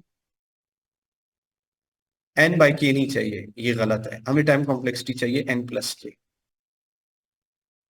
अब आप सोच रहे होंगे इसको n+k में कैसे करें। इसको हम कर सकते हैं, इसको करने के लिए हमें मोनोटोनिक क्यू चाहिए। अब मुझे नहीं पता आपने मोनोटोनिक क्यू पढ़ा या नहीं, सो हम उसको अभी फिलहाल इसके डिटेल में नहीं जाए। अब अगर फर्ज करें इसी प्रॉब्लम को मैं थोड़ा सा यानी मॉडिफाई कर लूं और मैं आपको कहूं कि मुझे फर्स्ट यानी मुझे और चाहिए। आप लोगों को आवाज आ रही है ना मेरी? Yes sir. जी सर। अच्छा, फर्ज करें मैं आपको कहूं कि इसी विंडो में मुझे और चाहिए। और मतलब ये होता है कि आपने बिट वाइज और करने हैं, यानी 2 का अगर मैं बाइनरी लूँ 1010 का ये होगा, इनका और करेंगे तो 3 आएगा। और फिर 3 4 और 6 का और करेंगे सो 1110010110 होगा। सो 111 ये 7 आएगा। सो पहले यकीनी सी बात है आपके पास 3 आएगा और फिर 2 3 4 का आपके पास 7 आएगा। 2 3 4 है, सो खैर जो भी है। सो अब ये प्रॉब्लम इतना आसान नहीं है, यकीनी सी बात है। मतलब एटलीस्ट इसकी डिफिकल्टी लेवल 1300 से 1400 है। अब कंपैरेटिव प्रोग्रामिंग में आप एक टॉपिक आता है, लीड कोड पे भी आपने देखा होगा, बिट मास्किंग के नाम से। अब ये भी आपको पढ़ना पड़ेगा, बैक ट्रैकिंग भी पढ़ना पड़ेगा। अगर मैं आपको लीड कोड पे वो दिखाऊं तो काफी यानी टॉपिक्स हैं जो आपको पढ़ने पड़ेंगे और यानी बहुत ज्यादा आपको। खैर ये थोड़ा सा मैंने आपको इसके बारे में गाइड कर दिया कि किस तरह आप स्टार्ट कर सकते हैं और किस तरह आप कर सकते हैं। अभी हम वापस आते हैं अपने ग्राफ थ्योरी के टॉपिक के ऊपर, क्योंकि मुझे लगता है कि हमने बहुत ज्यादा टाइम Sorry, sir. वो कर दिया। Sorry, sir. I'm interrupting you. Sir, workshop का टाइम खत्म हो जाएगा तो सर सबको क्यूरियोसिटी है, काइंडली क्या आप बताना पसंद करेंगे आपकी क्वालिफिकेशन? आप स्कूल का बता रहे थे अपना और कोड फोर्सेस पर हम आ गए, तो सर आप किस स्कूल में पढ़ाते हैं ये भी बता देंगे। आपकी एकेडमिक क्वालिफिकेशन क्या है please? We would be really happy to know about you. Thank you.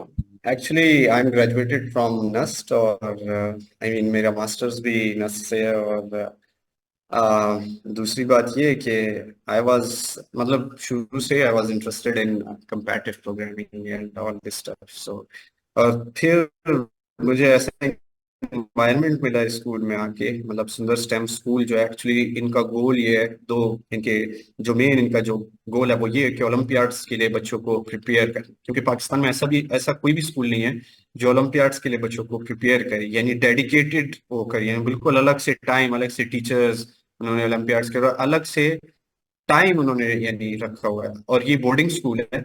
और यहाँ पर होता यह है कि एक बच्चा लेट्स सपोज अगर वो IOI के लिए तैयारी करे, मींस कंप्यूटर साइंस के ओलंपियाड्स के लिए तैयारी करे, तो कम से कम भी वो दिन के 8 घंटे सिर्फ और सिर्फ प्रोग्रामिंग पे यानी प्रॉब्लम सॉल्विंग पे वो प्रॉब्लम सॉल्विंग करेगा। उसके अलावा वो और कुछ भी नहीं करेगा, ना ओ लेवल्स पढ़ेगा, ना जो है वो उर्दू पढ़ेगा, ना वो कुछ नहीं पढ़ेगा, वो सिर्फ कंप्यूटर साइंस पढ़ेगा। इसी तरह जो मैथ्स के ओलंपियाड के लिए तैयारी कर, तो वो क्या करेगा, वो वो सिर्फ मैथ्स का पढ़ेगा 8 9 घंटे। अभी लास्ट टाइम यानी जो लास्ट ओलंपियाड था मैथ्स का, उसमें भी हमारे 4 बच्चे थे यानी पूरे पाकिस्तान से। और उससे पहले जो मैथ्स का ओलंपियाड था उसमें भी हमारे ही 4 बच्चे थे पूरे पाकिस्तान से। और इस बार जो IOI जो ओलंपियाड कंप्यूटर साइंस का है, तो पूरे पाकिस्तान से सिर्फ हमारे ही 4 बच्चे। बाकी यकीनी बात है बाकी स्कूल के बच्चे इतने प्रिपेयर्ड नहीं होते, तो वो किधर फिर एक बंदा मतलब 8 घंटे दे रहे और दूसरा बच्चा अगर सिर्फ उसको एक नजर मार रहे तो फिर वो किधर वहां तक पहुंच सके। तो और बाकी मेरा 2 साल का एक्सपीरियंस है कंपैरेटिव प्रोग्रामिंग में, तो यानी डेडिकेटेड होकर जो मैंने खुद टाइम दिया है, खुद टाइम लगाया है इसके ऊपर। तो कितने एल्गोरिथम्स मैंने एक्सप्लोर किए होंगे इस जर्नी में, कितने डाटा स्ट्रक्चर्स, तो वो तो यकीनी सी बात है बेताशा है।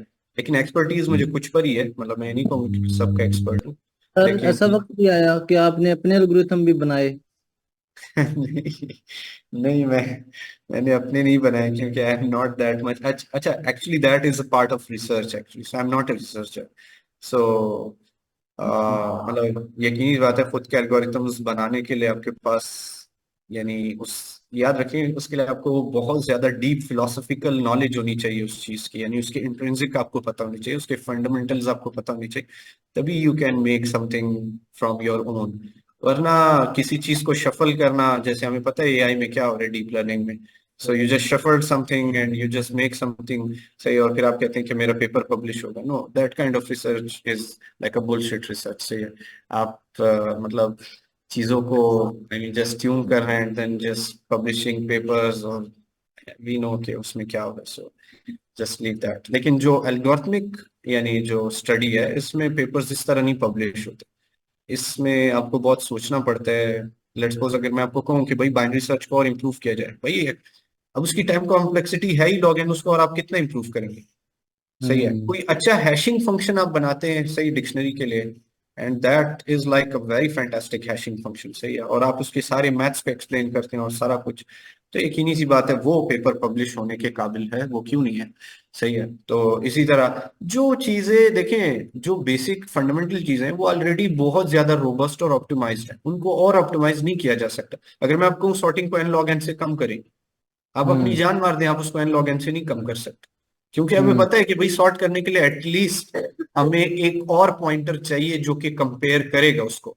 अब वो डिपेंड करते कि वो कंपेयर कितने टाइम में करेगा, लॉग इन टाइम में करेगा, लॉग इन टाइम से तो कम, फिर और क्या लॉग स्क्वेयर एन टाइम में करेगा, that is not possible actually. Hmm so मतलब है, लोगों ने यानी अभी इस पे काफी रिसर्च हो रहा है एक्चुअली, यानी ये क्या कहते हैं, अच्छा सर, जो आप ये स्कूल बता रहे हैं, क्या इनका कोई चैनल है यूट्यूब, सॉरी, स्लैक के ऊपर, व्हाट्सएप ग्रुप, या ये फिजिकल स्कूल है, इसके अंदर एडमिशन लेना पड़ता है, या क्या मतलब? एडमिशन तो लेना पड़ेगा, और ये सिर्फ नाइन्थ से ओ लेवल्स के बच्चों के लिए, और उसके अलावा मतलब यानी हमारे देखें, अब जितने भी Pakistan wise university level wise जितने भी कॉम्पिटिशन्स हुए हैं प्रोग्रामिंग, कंपैटिव प्रोग्रामिंग के, सही है, जो फास्ट वाले उसको स्पीड प्रोग्रामिंग कहते हैं, नस्ट वाले, नस्ट में तो खैर कोई नहीं हुआ, यूईटी वाले उसे कंपैटिव प्रोग्रामिंग कहते हैं, इसी तरह यूईटी में हुआ, फास्ट में हुआ, आईटीयू में हुआ। तो यानी मोस्टली हमारे बच्चे यानी 9 आउट ऑफ 10 टाइम्स हमारी बच्चे यानी विन फर्स्ट पोजीशन पे आए। सो सो आई डोंट अच्छा नो सर, कि अब इस लेवल के ऊपर, जो जब हम इस लेवल के ऊपर, हमें अब आपकी बातों से शौक आया है, और शौक भी वो कि 100% हम कुछ भी करने के लिए तैयार हैं, बस हमें रोड मैप चाहिए, तो हमें काइंडली एक रोड मैप बता दें, हम कहाँ से शुरू यार करें। तो स्पेसिफिक बता दीजिए कि टाइम भी बच जाए, हमें ज्यादा मेहनत भी ना करनी पड़े, और एक पॉइंट से हम स्टार्ट कर लें। मेहनत से मुराद ये नहीं कि मेहनत ना करनी पड़े, सर्चिंग में मेहनत ना करनी पड़े, हमें एक प्लेटफॉर्म पता हो, टाइम हम 8 घंटे की छोड़ के अच्छा, थोड़ा ना। मैं समझ गया, आप कह रहे हैं कि आपका टाइम जाने में just actually start the I mean journey. सही है, मैं समझ गया, लेकिन इतना एक चीज मैं आपको अभी से वार्न करना चाहता हूँ कि कंपैरेटिव प्रोग्रामिंग जो है ना, इसके लिए आपको कंसेक्टिव रोजाना 2 घंटे चाहिए, सर तब दो जाके नहीं, 1-2 घंटे। हाँ, सर मैं 200 दे सकता हूँ, मैं अपनी बात करूँ तो मसला नहीं है, मैं दो बता रहा सौ हूँ। He's मकसद ये right. है कि सर मेरी शिद्दत समझिए, आप मेरे अल्फाज नहीं समझ रहे। या मैं समझ रहा हूँ, आई मीन ये एक बड़ी अच्छी हमें बात है। स्टेज पर चाहिए कि जिसमें हम मेहनत भी करें और हम चलते चले जाएं, ये या सर सो चाहते हैं। सर अच्छा, मेहनत मैं छोड़ दोबारा दें, वो कर लेंगे, आई आप विल बस मेहनत भी वक्त कभी बताएं। छुड़ाई देंगे, बट हमें हम चलते चले जाएं उसी एक सड़क पे और मेहनत करके सर। जी जी, जी मैं सर। दोबारा से स्क्रीन शेयर करता हूँ। जी आप यहाँ पर आए और आपने वाटरमेलन प्रॉब्लम सॉल्व कर लिया। वाटरमेलन प्रॉब्लम जो है ना इतना मुश्किल नहीं है, वो ये कहता है कि भाई आप आ, सही है, मतलब इट्स अब मैं भूल गया, मुझे पढ़ना पड़ेगा। सही है,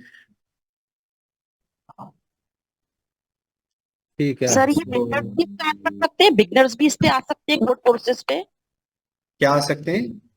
बिगनर्स भी आ सकते हैं सर, बिगनर्स जो कोडर्स होते हैं, हाँ हाँ, यानी ये बिगनर्स के लिए भी है। सो ठीक है, अभी हम वापस टॉपिक पे आते हैं, क्यों कुछ लोग कह रहे हैं कि सर आप टॉपिक से ऑफ हो गए, so let's move topic again. So क्योंकि एक ही बात है, हमारा टॉपिक ग्राफ था। सो अच्छा, Sorry, sir, my curiosity is just high to the sky. Sir, don't you have a higher education, I mean, dream or career? I mean, sorry, हम जैसे लोग जो career oriented होते हैं, वो एक curiosity हो जाती है कि माशाल्लाह आप इतना अच्छा excellent perform कर रहे हैं अपने profession में, अपनी job whatever.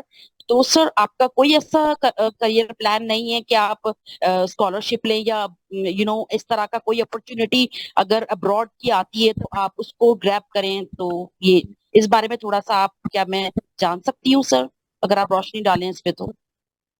हाँ, क्यों नहीं, आप जान सकती हैं। एक्चुअली आई एम फिलहाल आई एम नॉट इंटरेस्टेड कि मैं कहीं पे अप्लाई करूं। मैं यहीं पर, मुझे लगता है कि that's a very good platform, क्योंकि बस मुझे यहीं पर मजा आ रहा है। सो जिस चीज में आपको मजा आ रहा होता है तो फिर आप, यकीनी सी बात है, उस चीज को। खैर, सही हम सर। प्रॉब्लम की तरफ आते हैं और एंड लेट्स सी के। हाँ, सो अभी हमारे पास पता नहीं टाइम कितना बज गया, so I don't know. Sir so sorry for interruption, मैं टॉपिक पे रहूंगा। ये जो भी प्रॉब्लम खुला हुआ है, हम इसको कॉम्पिटिटिव प्रॉब्लम कह सकते हैं? ये जो भी खुला हुआ पता नहीं प्रॉब्लम है। कौन सा खुला हुआ है, ये शॉर्टेस्ट शॉर्टेस्ट साइकिल ना graph. Ji So actually, yeah, it is like, हाँ, मतलब it can be used in problem, लेकिन ये खुद नहीं आएगा क्योंकि this problem is like very easy problem, सही है। So सर, let's आप move 2 to दिन the क्या देते हैं सर? हमारे लिए तो ये भी शायद 2 दिन में सॉल्व हो। आप इजी इसको क्यों कह रहे हैं? ये नहीं समझ आ रही। इजी से क्या मुराद है? सॉरी so सर, पर बैंक कंपनीज में तो ये एलीट कोड का ज्यादा रैंक, आई मीन ज्यादा हाइप है। तो सर ये कुछ बिल्कुल, ये वर्कशॉप बहुत नया हमें मैनेज करने से आपको क्वेश्चन पे क्वेश्चन पूछे जा रहे हैं। सॉरी अगर हम टॉपिक से हट रहे हैं, बट जाहिर है एक अमेजिंग और शॉकिंग। बैंक कंपनीज जो है ना, वो आपका नॉलेज सिर्फ इतना देखना चाहती हैं कि आप डाटा स्ट्रक्चर्स, आप, क्योंकि मोस्ट ऑफ द जितने भी एल्गोरिथम प्रॉब्लम्स हैं, they are related to data structures, सही है, एल्गोरिथम्स। लेकिन जो जो कंपैटिटिव प्रोग्रामिंग कर रहा हो तो उसके लिए तो फिर ये सारे प्रॉब्लम्स हलवा ही होंगे ना, क्योंकि यकीनी सी बात है वो अलग लेवल पे प्रॉब्लम्स देख रहा होता है। इस तरह के प्रॉब्लम्स तो अभी जो मेरे स्टूडेंट्स हैं वो लीड कोड के 4 प्रॉब्लम्स तकरीबन 40 मिनट्स में सॉल्व कर लेते। पहले 40 मिनट्स था, अब तो शायद 30 मिनट्स तक पहुंच गए। अब लीड कोड के लेकिन 4 प्रॉब्लम्स कॉन्टेस्ट में 30 मिनट्स में सॉल्व करना, अब एक आम लेकिन बंदे को आप कहेंगे वो तो यही सोचेगा कि यार 30 मिनट में उसने कैसे सॉल्व किया, लेकिन I mean sorry for them sir, sir I am cutting you इधर यहाँ पर। कि सर आपने लीड अगर हार्ड को भी आपने आसान कर दिया, तो सच में थोड़ा हमें थोड़ा एक शौक लगा है कि क्या, आई मीन, तो क्या ये एलिजिबल नहीं है कि हम इस कोर्स पे हम करें और हम अगर आगे हम अपॉर्चुनिटी ले सकें? इससे आपकी हम आवाज काट रही है। आपकी आवाज जो है ना नहीं आ रही। हम, अच्छा, एक काम करते हैं, हम एक प्रॉब्लम सॉल्व करते हैं, उसके बाद हम जो टाइम मिला क्वेश्चंस करते हैं, क्योंकि सर, यकीनी सी आप बात एक है। काम कीजिए, मैं आपको टॉपिक पे रखूंगा आगे। क्वेश्चन कर सॉरी। जी जी, कर लें। सर, अगर यूडेमी के ऊपर कोई हाईली पेड कोर्स हो जो कि हमें बता रहा हो कॉम्पिटिटिव प्रोग्रामिंग का, उसको परचेज करना कितना की सेंसेबल है? यूडेमी पे नहीं है मेरे ख्याल कंपैटिटिव सर प्रोग्रामिंग का। हैं, कोर्सेज तो हैं। अगर हो और हाँ, अच्छा हो तो कर लेना चाहिए। क्या समझते हैं आप? सिर्फ ये बता दें। पता नहीं, मैंने कभी कोर्स वहां पर देखा नहीं है, लेकिन अगर आपने कंपैटिटिव प्रोग्रामिंग का कोर्स करना है तो फिर मैं आपको ये रेकमेंड करूंगा, आप टीएलई एलिमिनेटर पे जाएं, क्योंकि मैंने खुद उसी का कोर्स किया हुआ था। TLE एलिमिनेटर, मुझे एक में सर्च कर हाँ, ले। TLE एलिमिनेटर्स के 4 लेवल्स होते हैं, इसके लेवल 1 को आप जाके बाय कर दें, वो उसकी प्राइस भी कम है, मेरे ख्याल कोई 8,000 9,000 रुपए। कि चैट ठीक। बॉक्स पे लिंक भेज दें सर। जो आप वेबसाइट का नाम ले रहे ये हैं चैट TLE बॉक्स। एलिमिनेटर ये क्या करते हैं? ये कॉम्पिटिटिव प्रोग्रामिंग के कोर्सेज देते हैं जी सिर्फ? जी, ये सिर्फ कंपैटिटिव प्रोग्रामिंग पढ़ाते हैं और बहुत अच्छा पढ़ाते हैं, ये मैं खुद इनसे सर, पढ़ा थैंक हूँ। You, thanks a lot. अब आपने रोड मैप बताया ना, असल असल चीज आपने अब बताई है। अच्छा, तो ठीक है, मुझे आइडिया नहीं था कि और आप। सर थैंक्स अ तो lot. Oh that's great sir, तो थैंक ठीक यू। है, अभी हम आते हैं टॉपिक की तरफ, क्योंकि कुछ लोग नाराज हो रहे हैं ना, समझा कर। सो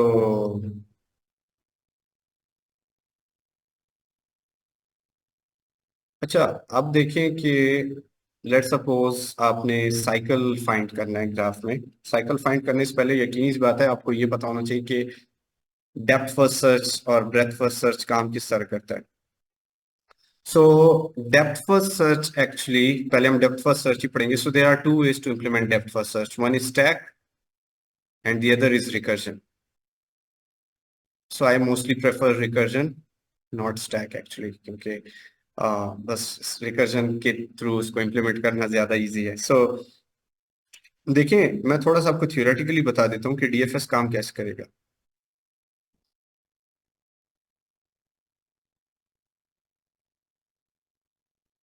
लेट्स सपोज आपने डीएफएस रन किया फर्स्ट नोड से। अब वो करेगा क्या, because it goes to the depth first and then it actually, I mean जो भी आपने करना है डीएफएस में, फिर वो काम करेगा। क्योंकि अब ये क्या करेगा, वन से स्टार्ट करेगा। So it's a stack actually. So the concept of stack is first in, last out. So let's suppose आपने वन से स्टार्ट किया। अब वन जाएगा टू के पास, और फिर आपने टू को किया, और टू जाएगा फाइव के पास, फाइव जाएगा फोर के पास, फोर आएगा थ्री के पास, और थ्री दोबारा वन के पास नहीं आएगा क्योंकि one is already in this stack. So इस तरह आप इसको विजिट करेंगे। अब आप कहेंगे सर इसको करना कैसे। करना बहुत आसान है। अगर आप रिकर्सिवली इसको कर रहे हैं, सो आप फंक्शन लिखेंगे डिफाइन डीएफएस, और इसको यू पास करेंगे। You is the node actually, जो आप नोड आप उसको पास करें। लेट्स सपोज हम इसको वन पास करें, टू थ्री फोर, और फिर हम क्या करेंगे, इसको हम कहेंगे कि इफ यू इन विजिटेड, अगर वो विजिटेड में है, विजिटेड, अच्छा याद रखें विजिटेड आपने सेट लेना है। या तो आप सेट लें या आप इसको हैश मैप लें, सॉरी डिक्शनरी लें, क्योंकि लुकअप के लिए आपको कोई ऐसी चीज चाहिए जो कम टाइम में लुकअप करे। अगर यहाँ पर लिस्ट लेंगे तो लिस्ट का जो लुकअप टाइम है वो ऑफ एन है। So if u in visited, तो आप रिटर्न कर देंगे, क्योंकि वो ऑलरेडी विजिट हो चुका है तो आप उसको दोबारा विजिट नहीं करना चाहते। वरना आप उसको पहले विजिटेड में ऐड करेंगे, visited u equals to true. थोड़ा सा मैं आपको इसको कोड में दिखा देता हूँ, क्योंकि इस तरह फिर आपके लिए थोड़ा समझना जो है ना वो मुश्किल हो जाएगा। So let's share my screen. So अच्छा, मैंने पहले ग्राफ बनाया, तो मैं क्या करूंगा, graph of U append V, because it's a bidirectional graph. सही है, सो अनडायरेक्टेड ग्राफ है। सो अनडायरेक्टेड ग्राफ में आपको बोथ वे ऐड करना पड़ेगा, graph of V dot append you. और उसके बाद आप क्या करेंगे, आपके पास जब ग्राफ बन गया, सबसे पहले मैं आपको प्रिंट करके दिखा देता हूँ। आई डोंट नो व्हाई इट्स, अच्छा ठीक है।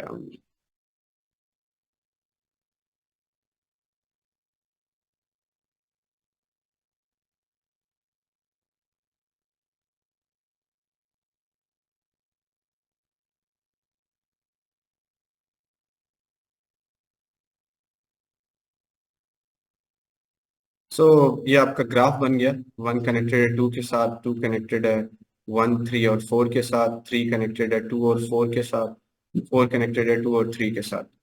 सो अब आपने ट्रेवर्स करना है ग्राफ को। सो मैं डीएफएस का फंक्शन लिख लेता हूँ। इसको हम नोड पास करेंगे यू, और फिर हम कहेंगे कि अच्छा फिर हमें विजिटेड भी चाहिए। इफ यू इन विजिटेड, तो रिटर्न कर दो, वरना visited of u equals to true करें।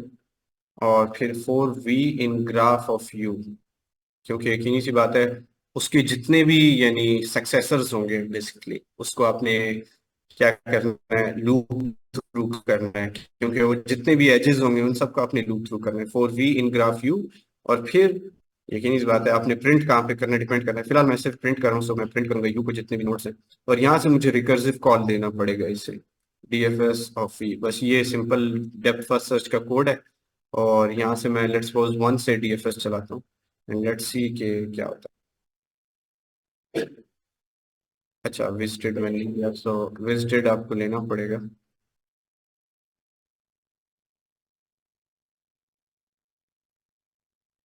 1 2 3 4, because there are just 4 nodes, तो वो 4 नोड्स ही प्रिंट करेगा।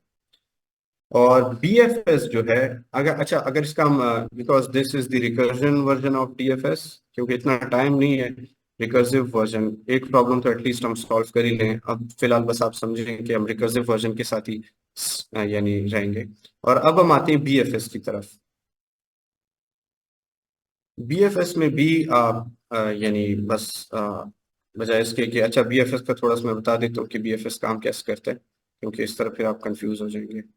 सो BFS बजाय इसके कि वो first in last out principle पे काम नहीं करता, वो first in first out principle पे काम करता है, क्यू का प्रिंसिपल वो यूज करता है। लेट्स सपोज अगर मैं वही ग्राफ ले लेता हूँ, 1 is connected to 2, 2 is connected to 3 and that is connected to 4। और अब देखें 1, अब क्यू में आपके पास पहले 1 आएगा और फिर आप 1 को पॉप करेंगे क्यू से और उसके चिल्ड्रंस को आप विजिट करेंगे और फिर उसको क्यू में ऐड करेंगे, तो 1 पॉप हो जाएगा और फिर क्यू में उसका चिल्ड्रन आएगा 2, which is called like neighbor, same है, children नहीं कहूँगा, but it's not a tree, it's a graph. So tree और graph में बस ये difference है कि tree में आपके पास cycle नहीं होता और graph में आपके पास cycle होता है। So tree is actually a graph, लेकिन without a cycle। सही है, तो आप tree को graph भी कह सकते हैं। So 2 और फिर 2 को मैं पॉप करूंगा और फिर उसके चिल्ड्रंस को ऐड करूंगा, which is 3 and 4। और 3 और 4 जब ऐड होगा तो मैं पहले फर्स्ट जो पहले आया उसी को पॉप करूंगा। सो पहले 1 आया, फिर 2 आया, फिर 3 आया और फिर मैं 4 को पॉप करूंगा, सो दैट वुड बी 4। सो अब मैं क्या करूंगा कि मैं यहाँ पर BFS कोड उसको भी मैं स्टार्टिंग नोट पास करूंगा। सो इसके लिए मुझे यहाँ पर इंपोर्ट करना होगा,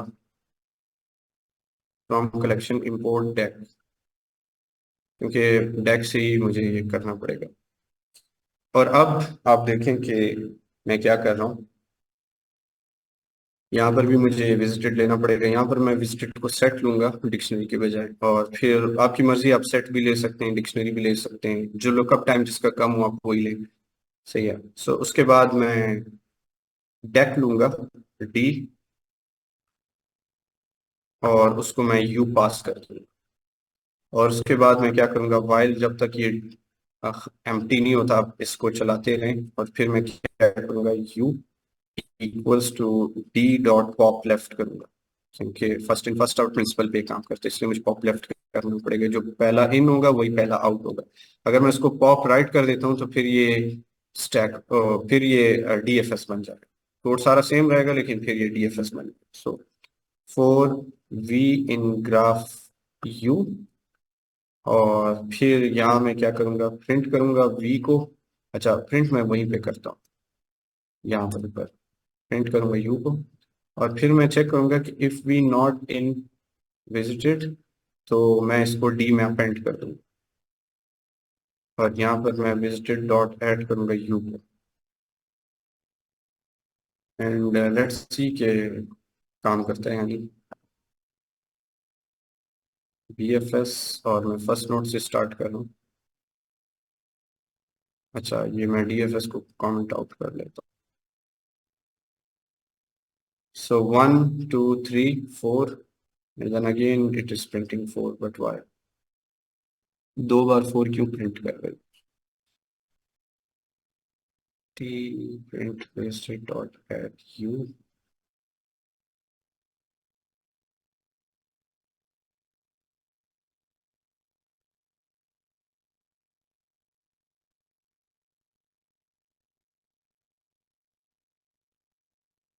बराबर। अच्छा, सही।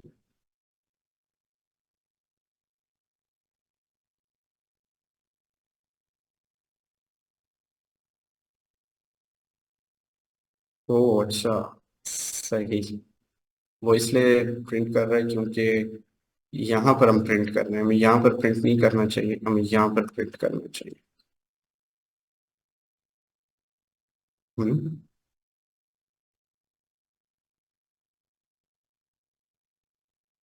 खैर छोड़िए। So that's the code of BFS। अभी हम एक सिंपल प्रॉब्लम करते हैं which is like not that much difficult. आपने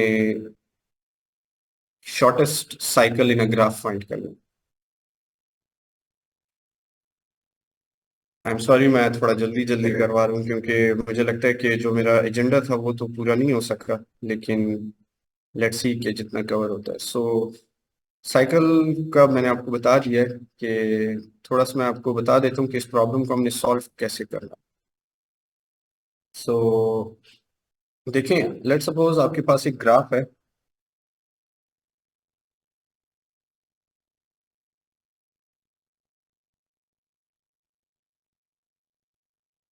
इसमें जो शॉर्टेस्ट साइकिल है ना वो 3 का है, क्योंकि 1 2 and 3 this is the shortest cycle. अगर लॉन्गेस्ट साइकिल देखा जाए 1 2 5 6 3 और फिर 1, सो 1 2 3 4 5 6, सो वो 6 नोड्स का साइकिल है लॉन्गेस्ट साइकिल जो है। लेकिन शॉर्टेस्ट साइकिल, क्योंकि अभी फिलहाल हमें शॉर्टेस्ट साइकिल चाहिए, सो वो 3 नोड्स का है। सबसे पहले हमें ये समझना पड़ेगा कि हमने साइकिल फाइंड कैसे करना है एक्चुअली बीएफएस में। कि लेट्स सपोज अगर एक ग्राफ गिवन हो और आपसे पूछा जाए कि आपने बीएफएस यूज करना है और आपने फाइंड करना है कि उसमें साइकिल है या नहीं। अब थोड़ा सा इंटुइटिवली इसको समझते हैं। अगर इसको हम देखें, ठीक है, आपने 1 से स्टार्ट किया, और चूंकि बीएफएस काम इस तरह करता है कि आप 1 से स्टार्ट करेंगे और फिर आप 2 को विजिट करेंगे और फिर आप 3 को विजिट करेंगे। अब मसला ये है कि आपको पता तब चलेगा साइकिल है जब 1 2 को विजिट करे, 2 3 को विजिट करे और 3 दोबारा 1 को विजिट करे। So now we can say that there is a cycle. लेकिन बीएफएस चूंकि वो आप समझे ब्रेथ वाइज यानी लेवल वाइज चलता है, तो थोड़ा सा मुश्किल होगा इसको समझना। लेट्स सपोज हम यहाँ गए 2 पर और फिर हम 3 पर गए, तो आपकी क्यू में 2 और 3 होगा।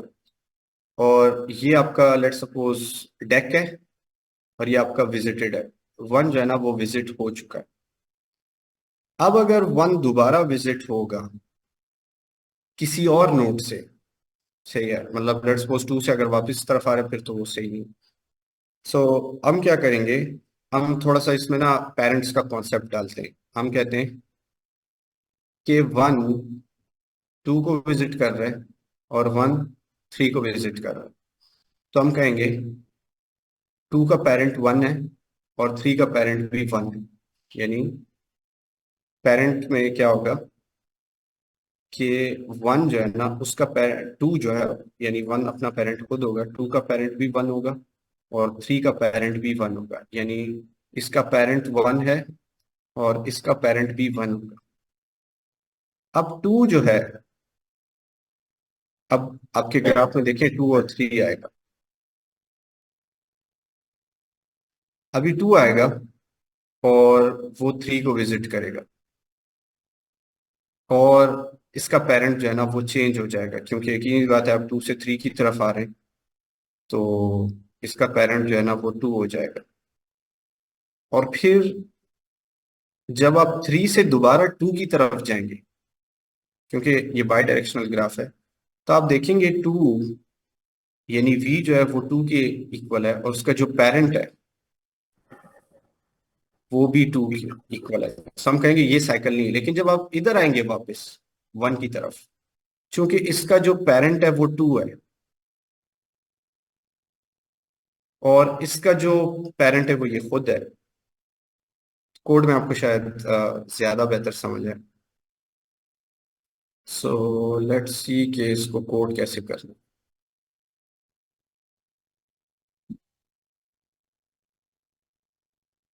लेट्स सपोज इस ग्राफ में मैंने साइकिल फाइंड करना है।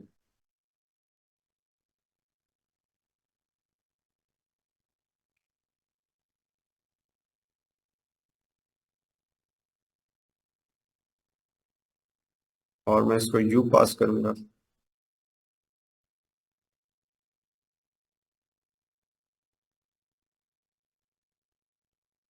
और फिर मुझे डी लेना पड़ेगा डेक।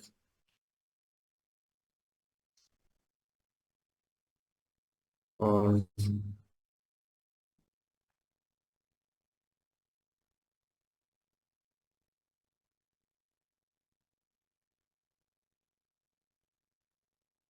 अच्छा, उससे पहले मुझे एक और काम करना पड़ेगा, यहाँ पे पेरेंट्स भी लेना पड़ेगा, और शुरू में हर एक अपना पेरेंट खुद होगा। तो ठीक है, वो डिपेंड करते हैं कि आप किस तरह ले रहे हैं। सो लेट्स सी कि अगर मैं सबको -1 ले लेता हूँ, multiply by length of graph +1, और जो पेरेंट्स ऑफ यू होगा वो यू की इक्वल,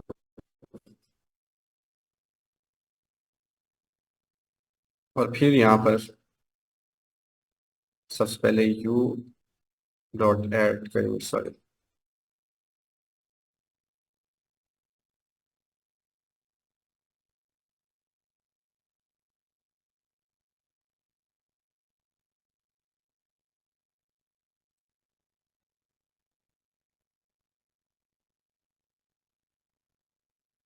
अच्छा, अब हमने क्या करना है कि for v in graph u, then we have to check if v not visited, तो हमें पेरेंट्स ऑफ वी को यू के इक्वल रखना है, और फिर हमें डॉट एट वी करेंगे, सॉरी यहाँ पर हम नहीं करेंगे, डी डॉट अपेंड वी करेंगे, और elif parent of you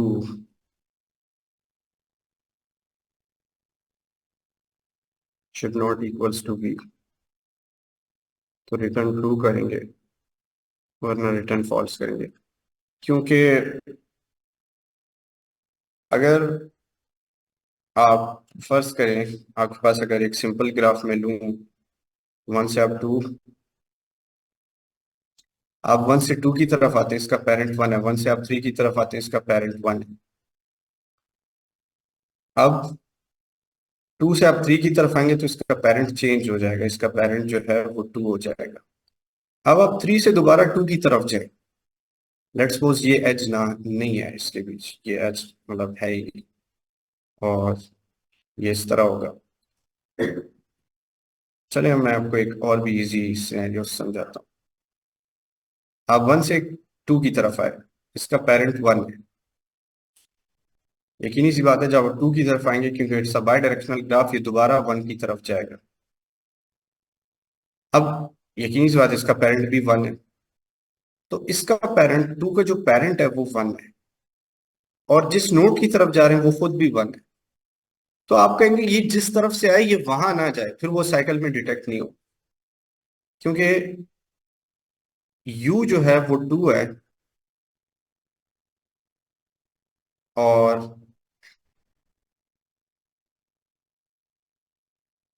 parent of u जो है ना वो 1 है, और v जो है वो आपके पास 1 है। तो ये दोनों मैच नहीं होने चाहिए, यानी जिस नोड की तरफ जा रहे हैं आप और उसका जो पेरेंट है वो सेम नहीं होना चाहिए। अगर वो डिफरेंट है तभी साइकिल डिटेक्ट होगा। और वो कैसे होगा? लेट्स सपोज आप 1 से 2 की तरफ आए और 2 से 3 की तरफ आए। जब आप 1 से 2 की तरफ आएंगे तो इसका पेरेंट 1 हो जाएगा, और इसका पेरेंट भी यकीनी सी बात है शुरू में 1 होगा। और 2 से जब आप दोबारा 3 की तरफ आएंगे तो इसका पेरेंट 2 हो जाएगा, और फिर 3 से आप दोबारा 2 पर जब जाएंगे, सही है, तो इसका पेरेंट 2 है और ये नोड खुद भी 2 है। तो इधर से साइकिल डिटेक्ट नहीं होगा, साइकिल डिटेक्ट होगा यहां से, क्योंकि इसका पेरेंट 2 है और ये नोड खुद 1 है। तो आप कहेंगे कि ये ऑलरेडी विजिटेड है, पहली बात तो ये है। दूसरा, इसका पेरेंट और ये नोड डिफरेंट है, तो इसका मतलब there is a cycle. Let's see कि हमारे पास साइकिल डिटेक्ट करते हैं या नहीं।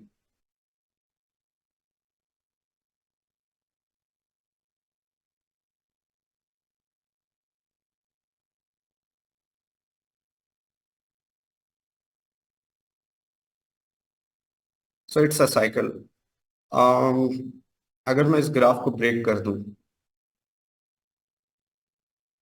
1 जो है वो 2 से कनेक्टेड है, 2 जो है वो 3 से कनेक्टेड है, और 3 जो है वो 4 से कनेक्टेड है।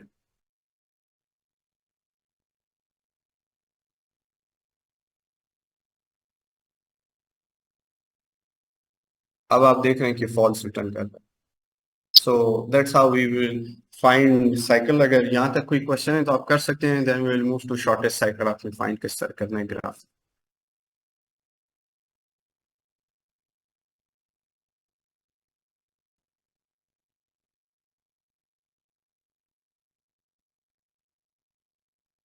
हम्म।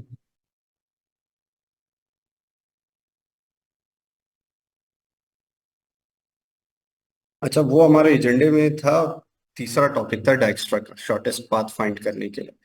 लेट्स सपोज अगर मैं आपको कहूँ कि आपके पास डिफरेंट रूट्स हैं और आपने शॉर्टेस्ट पाथ फाइंड करना है, तो आप कैसे करेंगे?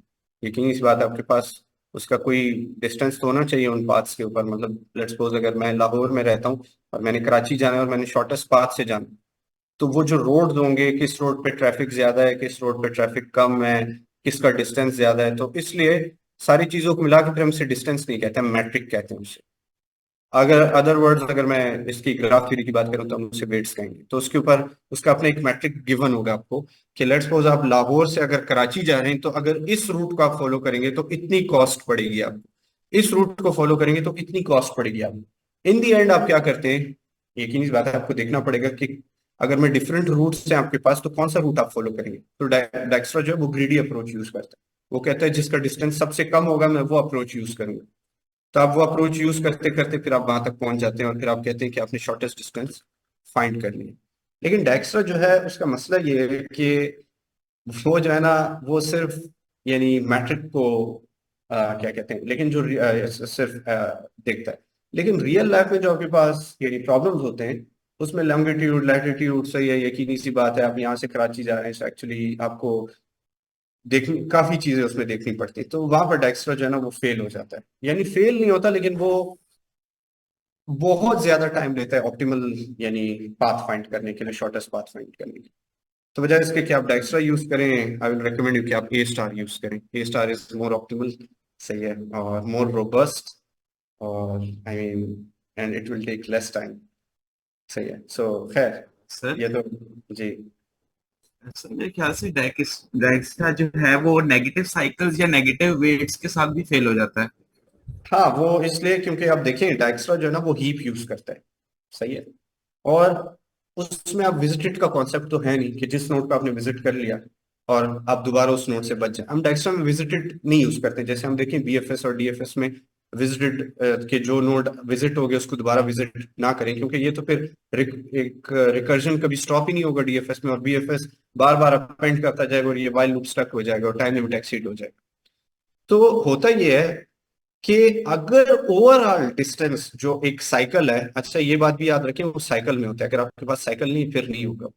लेट्स सपोज अगर साइकिल के अंदर वेट्स, टोटल जो वेट्स हैं, अगर वो नेगेटिव में जा रहे हैं उन सबको ऐड करने के बाद, तो ओवरऑल जो डिस्टेंस होगा वो कम होता जाएगा, बजाय इसके कि वो ज्यादा होता जाए। अब डाइक्स्ट्रा करता क्या है कि वो हीप में स्टोर कर रहा है।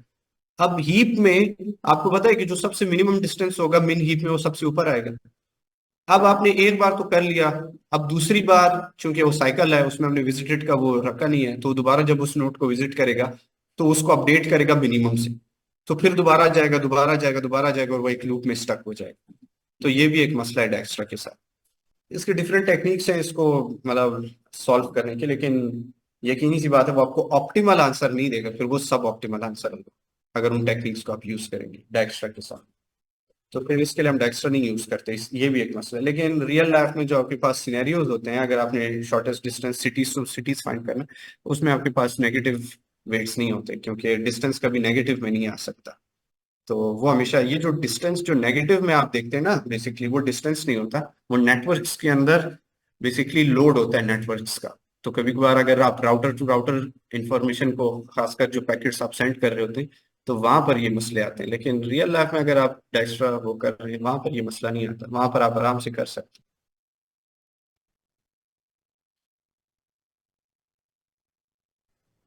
और अगर इससे साइकिल से रिलेटेड कोई क्वेश्चन तो आप पूछ सकते हैं, फिर हम टॉपिक की तरफ, शॉर्टेस्ट साइकिल की तरफ मूव करते हैं। शॉर्टेस्ट साइकिल कैसे फाइंड करें?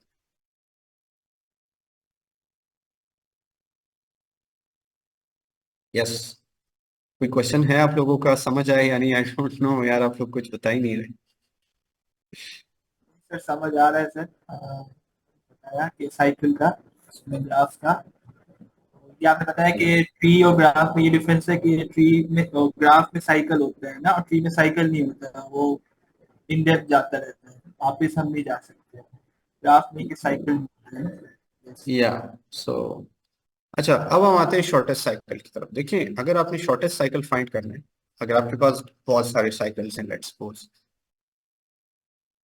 चलिए पहले हम देखते हैं कि हम शॉर्टेस्ट साइकिल फाइंड कैसे कर सकते हैं।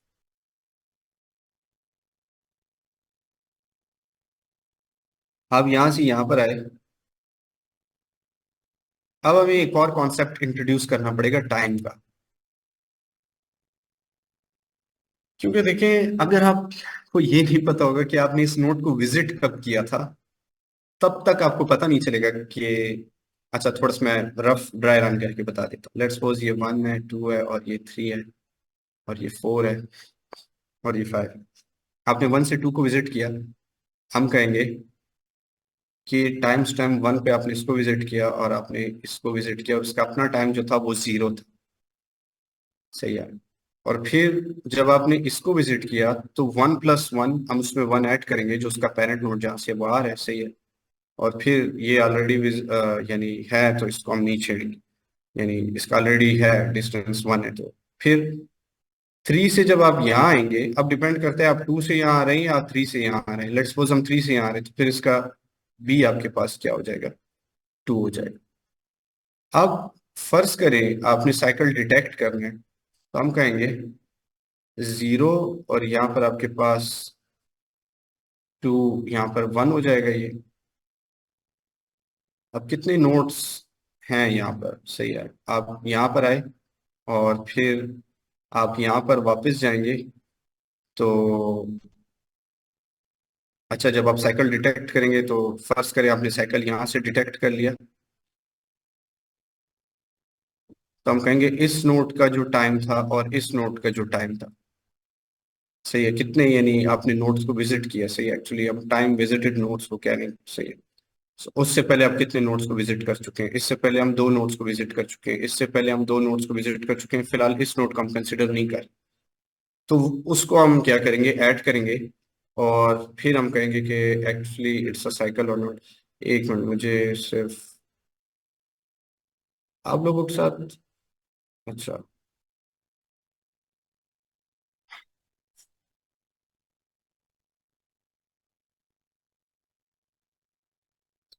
चलें, एक आसान से एग्जांपल लेते हैं। मुझे लगता है कि that this example is not good.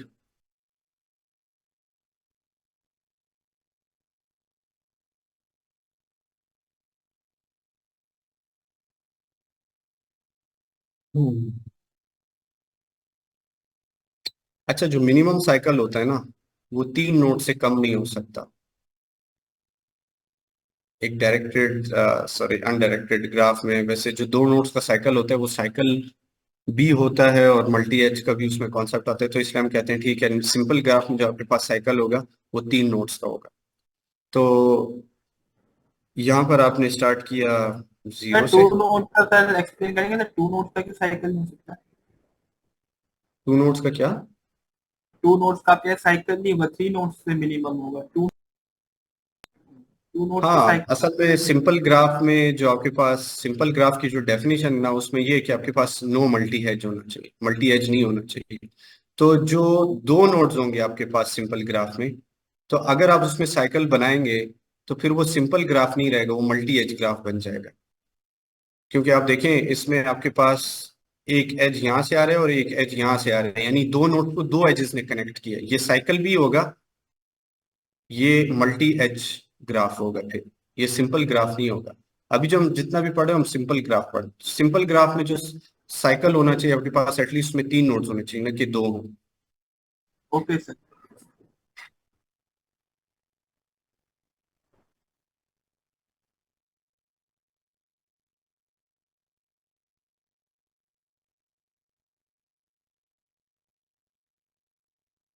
वो ग्राफ थ्योरी में नहीं होता, वो ट्रीज में होता है। हाँ sorry, graph, I am sorry. वो जब हम अब डेडिकेटेड होकर जब ट्रीज पढ़ेंगे, सो ट्रीज एक्चुअली ग्राफ में कह रहा हूँ, ग्राफ में नहीं होता।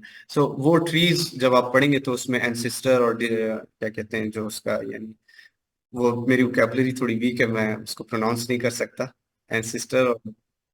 और एक दूसरा है यानी जो उसका यानी डिसेंडेंट हाँ डिसेंडेंट जो होगा उसका, सही है वो।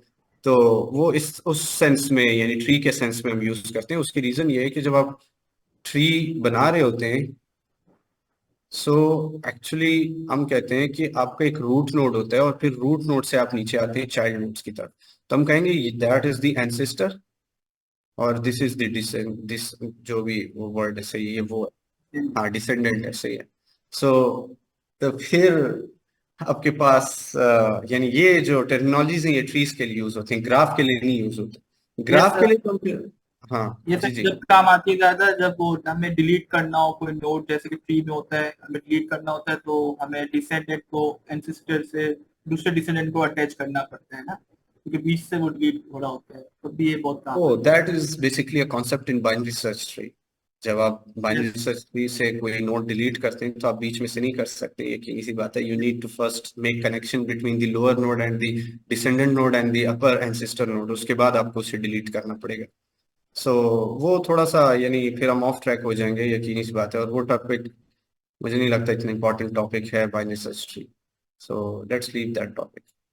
सो लेट्स कम वापस।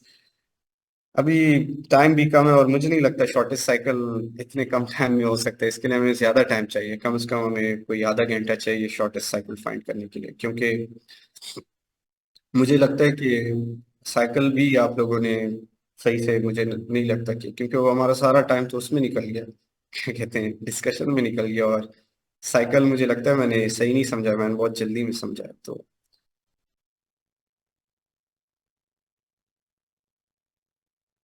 हाँ डायरेक्टेड ए साइक्लिक ग्राफ।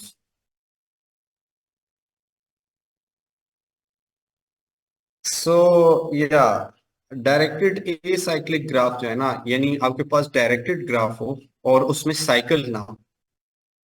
और अब आप खुद सोचें कि इसकी इंपॉर्टेंस क्या हो सकती है। मोस्टली जो यानी आप ट्री डायग्राम बनाते हैं, सही है, डायनेमिक प्रोग्रामिंग को जब हम रिकर्जन कर रहे होते हैं और जब उसका ट्री डायग्राम बनाते हैं तो उसमें हम mostly directed a cyclic graph use करते हैं उसके ट्री डायग्राम को समझने के लिए। तो वहां पर इसको यूज किया जाता है। बाकी यार इसके real life applications I don't no, लेकिन यानी सिंपल एक देखें, ए साइक्लिक ग्राफ है यानी उसमें साइकिल नहीं है और उसमें एजेस आपको डायरेक्टेड होंगे, सही है। अगर इस तरह करना तो साइकिल में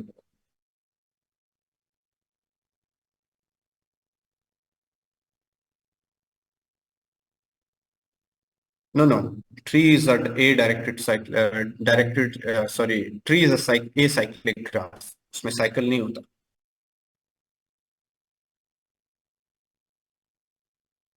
या that can be a DAG as well, why not. ठीक है। हम्म।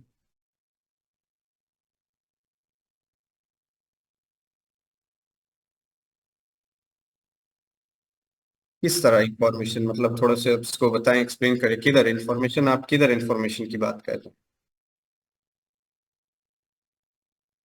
नो इट कैन बी, क्योंकि आप देखें जब आप बेसिकली मॉडल्स पढ़ते हैं सो it's a simplex, full duplex and half duplex. तो फुल डुप्लेक्स में आपके पास कम्युनिकेशन टू वे होती है।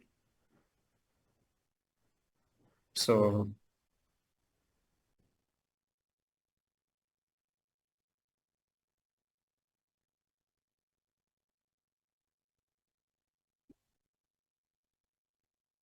या व्हाई नॉट, टर्मिनोलॉजीज के लिए। अच्छा ग्राफ्स में यानी सो आई बुक विद माय, क्योंकि यकीन इस बात मुझे बुक थोड़ा सा देखना पड़ेगा कि शुरू में जो डॉगलस बी वेस्ट है उसने क्या टर्मिनोलॉजीज दी हैं। सो उसने ग्राफ डिफाइन की है, लूप डिफाइन की है, simple multi edge graph, adjacent neighbours वो जो हमने पढ़ लिया, सही है। उसके बाद वो बाईपार्टाइट ग्राफ, हाँ जो कि बहुत जरूरी है बाईपार्टाइट ग्राफ। एक और जो आपके यानी फैंग कंपनीज का जो एक फेवरेट बेसिकली वो क्वेश्चंस पूछते हैं ग्राफ थ्योरी में, सो एक्चुअली वो टर्म क्वाइन करते हैं बाइपार्टाइट ग्राफ की। आप लोगों ने पता नहीं इसके बारे में पढ़ा है या नहीं।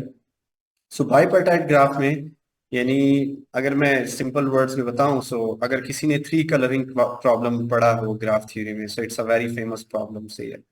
3 coloring. So it's an interactive problem, NP hard problem है. So चले हम इसको 2 कलरिंग प्रॉब्लम बना देते हैं. यानी अगर आप एक ग्राफ को 2 कलर, दो यानी कलर्स में डिवाइड कर सकते हैं ऐसे कि उनकी एजेस यानी आपस में सेम कलर शेयर ना करें, तो हम उसे बाइपार्टाइट ग्राफ कहेंगे. सही है. और हम कहेंगे उसका क्रोमेटिक नंबर भी 2 है. सही है. तो जितना उसका क्रोमेटिक नंबर होगा, so chromatic number is a different concept in is a same concept in graph theory. Like a bipartite graph में क्रोमेटिक नंबर 2 होगा. बाई का मतलब ही यही है, और पार्टाइट का मतलब पार्टीशन है कि आप उसको 2 पार्टीशंस में डिवाइड कर सकें. सो आप इंटरनेट पे अगर इसको सर्च करेंगे आपको इस तरह की इमेजेस दिखाई देंगी. So it's like connected to this one, this is connected to this one, and this is connected to this one. इसको अगर मैं ग्रीन कलर दूं इन सबको, तो मैं इन सबको रेड कलर दे सकता हूँ. सो अगर आपके ग्राफ में ऑड साइकिल होगा, तो यकीनी सी बात है उसको आप बाइपार्टाइट ग्राफ नहीं बना सकते. लेट्स सपोज अगर हम ऑड साइकिल लेते हैं, ये एक ऑड साइकिल है यानी इसमें 3 नोड्स हैं. अगर मैं इसको रेड कलर असाइन करता हूँ और इसको मैं ग्रीन कलर असाइन करता हूँ, तो यकीनी इस बात है मेरे पास तो कलर्स 2 हैं, या तो मैं रेड असाइन कर सकता हूँ या तो मैं ग्रीन असाइन कर सकता हूँ. इससे मैं रेड नहीं असाइन कर सकता. अगर मैंने इसको रेड असाइन कर दिया तो इन दोनों का कॉन्ट्रडिक्शन होगा आपस में, यानी नोड 1 और नोड 2 का. और अगर मैंने इसको ग्रीन असाइन कर दिया फिर इन दोनों का कॉन्ट्रडिक्शन होगा. So it can not be partitioned into 2 graphs. So we can say that कि it's not a bipartite graph. लेकिन दूसरी तरफ आप देखें, ये जो मेरे पास है ग्राफ,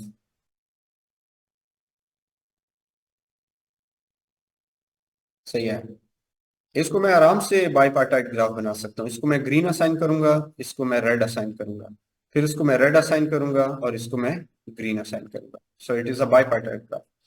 सो अगर कोई आपको कहे कि अब आप फाइंड करें कि इट्स अ बाइपार्टाइट ग्राफ और नॉट, बस आपने बस कलर्स फिल करना है और आपने बताना है कि वो बाइपार्टाइट होगा या नहीं होगा. सही है. So let's suppose if there are 2 colours 0 and 1, so ये 0 होगा. और फिर आपने उसके एडजेसेंट नोड्स को डिफरेंट कलर्स देने, और फिर आपने इस नोट को पिक करना है, उसके एडजेसेंट नोट को डिफरेंट कलर देना है, इसको 0 देंगे. और अब अगर आपने इसको 1 दिया तो इन दोनों के बीच क्या आ जाएगा, कॉन्ट्रडिक्शन आ जाएगा. So it's not a bipartite graph. So ये बाइपार्टाइट ग्राफ के बारे में. तो फिर एक और कॉन्सेप्ट आता है ग्राफ थ्योरी में, क्लीक का. आई डोंट नो कि I think it is not important कि हम क्लीक पढ़ें. फिर मैं आइसोमॉर्फिज्म क्या होता है, और ये फिर बहुत ज्यादा थ्योरेटिकल हो जाएगा. सो कुछ और अगर आपने पूछना है, आई मीन इसको इम्प्लीमेंट कैसे करना है. हाँ, मैं बेसिकली डॉगलस बी वेस्ट की बुक यूज कर रहा हूँ. सो अगर आप लोगों ने ग्राफ थ्योरी पढ़नी है तो इसी बुक से पढ़ें. That's the best book for graph theory. लेकिन इतना बता दूं कि थोड़ा सा आपको शुरू में जब आप इसको स्टार्ट करेंगे, so it would be tough for you. अगर आपकी यानी क्या कहते हैं उसे, डिस्क्रीट मैथ्स इतनी अच्छी नहीं है तो फिर आपके लिए थोड़ा सा टफ होगा ये. लेकिन अगर आपकी डिस्क्रीट मैथ्स अच्छी है तो then you can just start, और फिर इतना मुश्किल नहीं होगा. लेकिन ग्राफ थ्योरी भी तो डिस्क्रीट मैथ्स का हिस्सा है. सो जी, तो कोई क्वेश्चन है तो फिर करें. जैसे हम डिस्क्रीट मैथ्स का बताया सर, वो मैं पढ़ा था कोर्स, तो अच्छा गया था, लेकिन इसमें ग्राफ के उससे क्या ताल्लुक है? मतलब इसमें तो हमने डिफरेंट एक्चुअली चीजें ग्राफ थ्योरी ना मैथमेटिक्स में डिस्क्रीट मैथ्स का हिस्सा है. यानी सर। अगर आप, हाँ, मैथमेटिक्स में देर आर 3 मेन थिंग्स. व्यू, अच्छा, कंप्यूटर साइंटिस्ट जो है ना वो 3 सब्जेक्ट्स मैथ्स के पढ़ते हैं, और वो ऐसे नहीं पढ़ते, वो उसको बहुत डेप्थ में पढ़ते हैं. अगर एक कंप्यूटर साइंस का स्टूडेंट है और उसे अगर ये 3 चीजें नहीं आती, तो फिर वो खुद को ये ना कहे कि I am student of computer science. क्योंकि डिस्क्रीट मैथ्स में 3 चीजें, एक लॉजिक, बुलियन लॉजिक जिसे हम कहते हैं, सही, बुलियन अलजेब्रा. एक दूसरी चीज जो है वो नंबर थ्योरी है. अगर आपने नंबर थ्योरी नहीं पढ़ी तो इसका मतलब कंप्यूटर साइंस में आप एक मेजर पार्ट मिस कर. और जो तीसरी चीज है वो आपके पास ग्राफ थ्योरी है, वो भी डिस्क्रीट मैथ्स का पार्ट है. तो number theory, Boolean algebra, Boolean logic जिसे हम कहते हैं, और तीसरी चीज है graph theory. So you should be aware with these 3. क्योंकि आप देखें KH रोजन की अगर आप बुक देखें तो वो बहुत डिटेल में इन 3 चीजों को कवर कर रहा होता है, नंबर थ्योरी को, लॉजिक को, और क्या कहते हैं तीसरी चीज, ये ग्राफ थ्योरी को.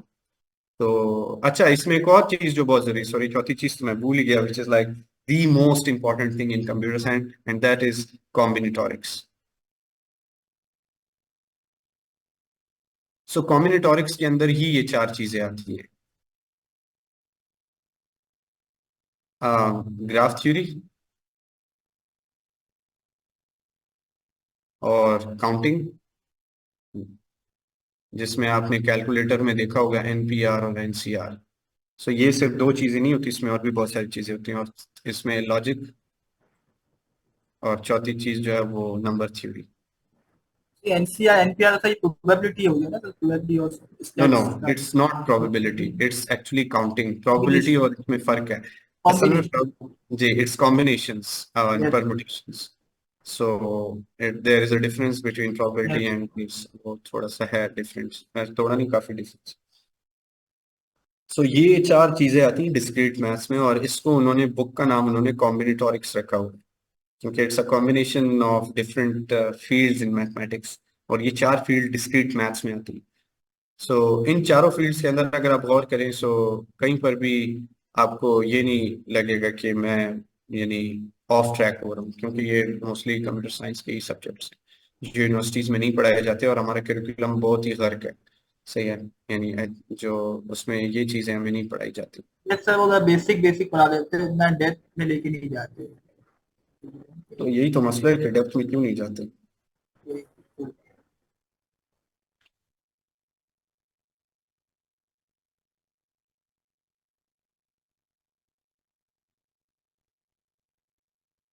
हम्म।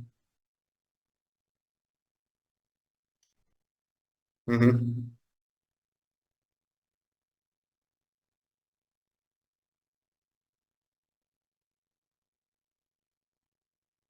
बिल्कुल ऐसे ही है।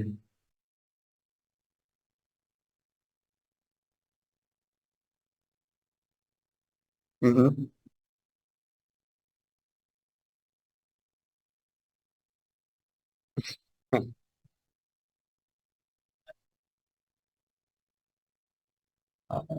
ये बात तो सही है, और मैं ये समझता हूँ कि एटलीस्ट ठीक है कॉम्बिनेटोरिक्स तो, क्योंकि वो खुद भी उनका बैकग्राउंड मैथ्स का नहीं होता, लेकिन एटलीस्ट वो जो डाटा स्ट्रक्चर्स हैं वो तो सही से पढ़ाए, उधर भी वो जान छुड़ाते हैं।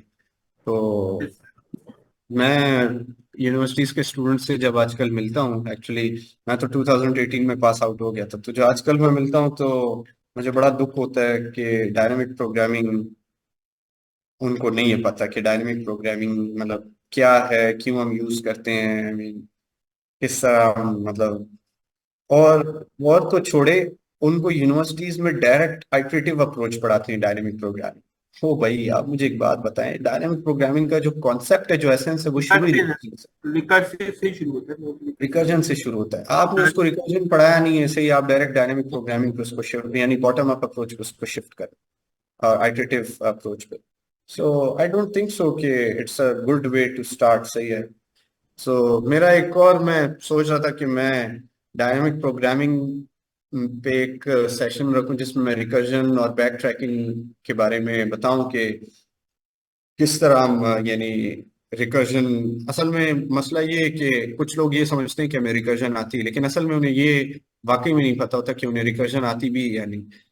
क्योंकि अगर कोई ये क्लेम करता है कि मुझे रिकर्जन आती है, तो फिर अगर मैं उसे कहूँ कि अगर मैं उसे कोई भी यानी प्रॉब्लम देता हूँ जिसमें सब जो है ना उसके अंदर वो दो प्रॉपर्टीज पाई जाती हैं डायनेमिक प्रोग्रामिंग, एक सब ऑप्टिमल स्ट्रक्चर है और दूसरा ओवरलैपिंग सब प्रॉब्लम्स जो उसकी प्रॉपर्टी है, खासकर जो ओवरलैपिंग सब प्रॉब्लम प्रॉपर्टी अगर वो उसमें पाई जाती है, तो फिर उसे रिकर्सिव उसका जो फॉर्मूला है वो बनाने में ज्यादा टाइम नहीं लगना चाहिए, ज्यादा से ज्यादा उसे 10 से 15 मिनट लगने चाहिए।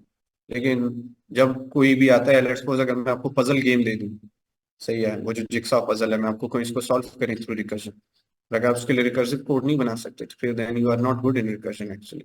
सो मतलब ये है कि उसकी एसेंस को समझना डायनेमिक प्रोग्रामिंग के, उससे पहले you should be very strong in recursion, और एक बार आप रिकर्जन में स्ट्रांग हो जाते हैं then you feel very easy, सही है, विद डायनेमिक प्रोग्रामिंग। और आप कहते हैं कि dynamic programming is all about memorisation actually with recursion, it's nothing more than that.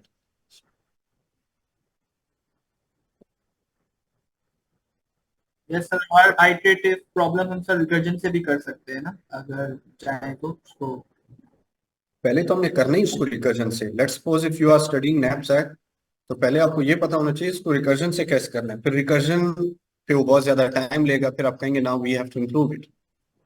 जब आप उसको इम्प्रूव करेंगे तो फिर आप कहेंगे now we need to improve it by memorisation, सही है। तो फिर आप कहेंगे मेमोराइजेशन के साथ तो भी वो इतना improve, then you will need to move, सही है, कि फिर वो मेमोराइजेशन से जब आप पैटर्न फाइंड करते हैं फिर आप कहते हैं कि इसके लिए हमें 2D array चाहिए, then you move to 2D array। सो ये डिफरेंट मतलब हैं चीजें। खैर पता नहीं फिर अगली बार सेशन हो या ना हो, आई डोंट नो, लेकिन अगर हुआ so that would be on dynamic programming और maybe that would be on recursion and backtracking. Yes sir, वो बहुत इंपॉर्टेंट टॉपिक्स हैं, काफी प्रॉब्लम्स उसी से सॉल्व होती हैं जो एडवांस प्रोग्रामिंग कोड में, और काफी या so back tracking is one of the, आपको मैं बताऊं कि फैंग कंपनीज में जो one of the most important topic है वो बैक ट्रैकिंग है। सो यस सर बिल्कुल। Back tracking is actually, let's suppose मैं आपको एक सिंपल सी एग्जांपल देता हूँ। अगर आप डायरेक्टेड ग्राफ में, या लेट्स सपोज, चले एक और आसान एग्जांपल, लेट्स सपोज मैं आपको कहता हूँ आपके पास है ये एक अरे है 1 2 और 3, और आपने इसके तमाम परमुटेशन जनरेट करने, लाइक एम्प्टी 1 and 2 and 3 और फिर 1 2 एंड देन सो ऑन। तो आप कैसे करेंगे? यकीनी सी बात है आप इसको रिकर्सिवली करेंगे। अब रिकर्सिवली करने के लिए you need some idea कि मैं इसको रिकर्सिवली कैसे करूंगा, so you need the idea of backtracking। let's suppose इसके अलावा जब आप इसके अलावा बहुत सारे प्रॉब्लम हैं। अभी एक बहुत ही लीड कोड का एक प्रॉब्लम है जब मैं खुद सॉल्व कर रहा था, it was related to backtracking, कि आपको अल्फाबेट्स गिवन है और आपको वर्ड गिवन है।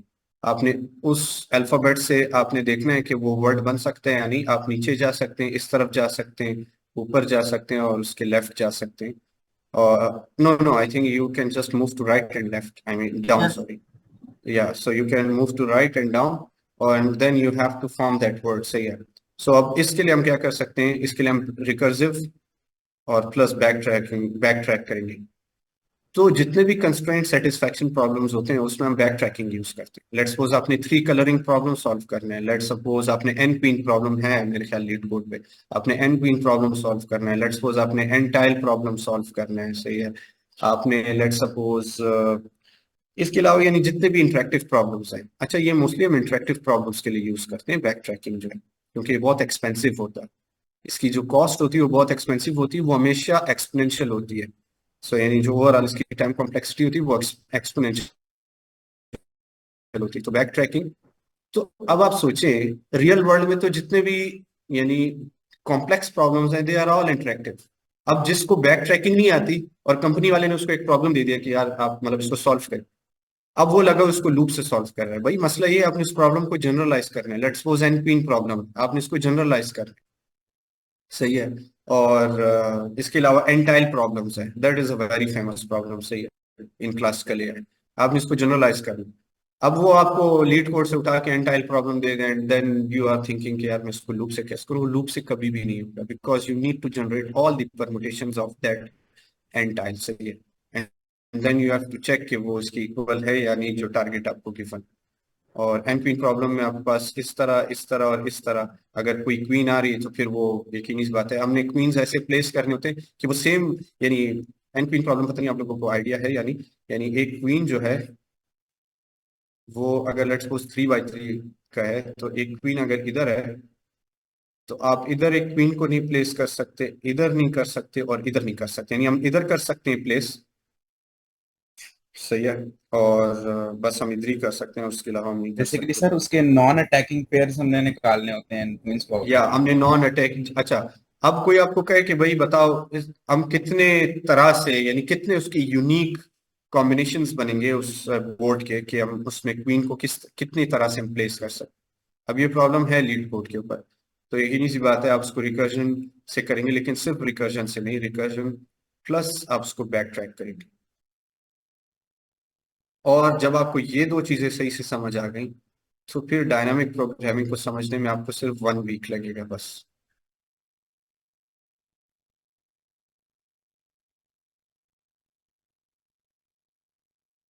क्योंकि एक ही बात है, ये दो चीजें अगर आपको समझ आ गई तो डीपी बस फिर आपकी सिर्फ बाई आपका खेल है उसको समझ। यस सर बिल्कुल। बैकबोन यही है ना सर, रिकर्जन और बैक ट्रैकिंग ही है बैकबोन।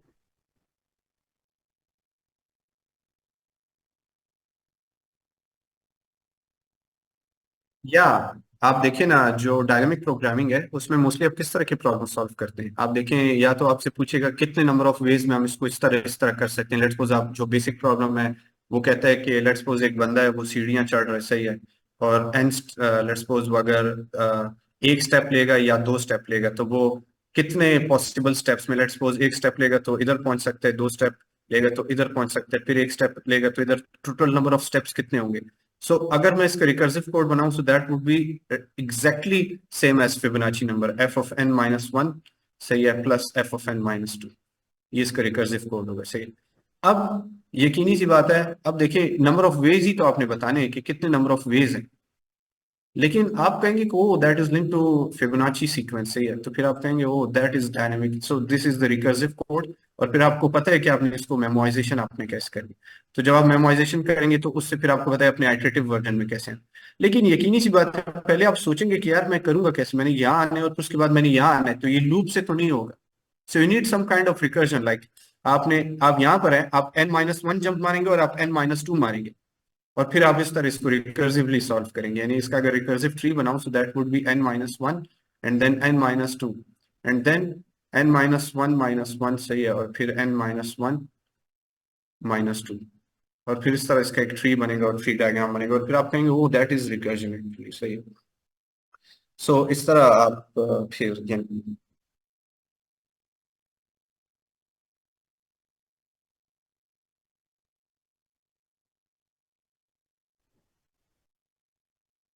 Loop, yes sir. अगर वो क्योंकि प्रॉब्लम सिंपल है तो लूप से हो सकती है, लेकिन अगर बहुत ज्यादा कॉम्प्लेक्स है लूप से नहीं हो सकती, फिर देखें अगर मैं आपको कहूँ प्रोग्रामिंग कि करनी आप, अगर मैं आपको कहूँ आप जिक्सा पजल सॉल्व करो, तो आपको लगता है वो लूप से होगा? हो सकता है, हमारे स्टूडेंट्स ने उसको लूप से भी किया है, लेकिन it's not generalised actually, it's like अगर 3 by 3 का जिक्सा पजल है so it will take actually 9 loops. अगर 5 by 5 का है तो 25 लूप्स लेगा। आप 25 लूप्स नहीं लिख सकते, तो बेहतर ये है कि आप रिकर्सिव कोड लिखें इसके लिए। सो कभी कभार हम लूप को इसलिए प्रेफर करते हैं क्योंकि रिकर्जन जो है वो एक्स्ट्रा मेमोरी मेमोरी मेमोरी ले रहा है, सही है, लॉग एन मेमोरी ले रहा होता है वो, जितनी उसकी डेप्थ होती है, सही, तो डेप्थ को तो हम हमेशा लॉग एन में ही यानी वो करते हैं। सो वो लॉग एन टाइम्स की, कभी कभार लॉग एन मेमोरी लेता है, कभी कभार वो पूरा एन मेमोरी ले रहा होता है। इस तरह यस के प्रॉब्लम्स के लिए वो पूरा एन ही लेगा, तो फिर हम कंसिडर करते हैं कि वो सही नहीं है, तो उससे बेहतर ये है कि हम लूप चलाएं। जैसे ये एन इंटू एन हो गया, मतलब 5 इंटू 5 हो गया, हम्म, काफी ज्यादा हो गया। हाँ ना, तो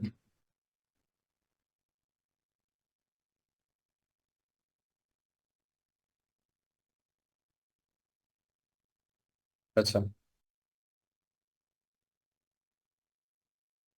हम्म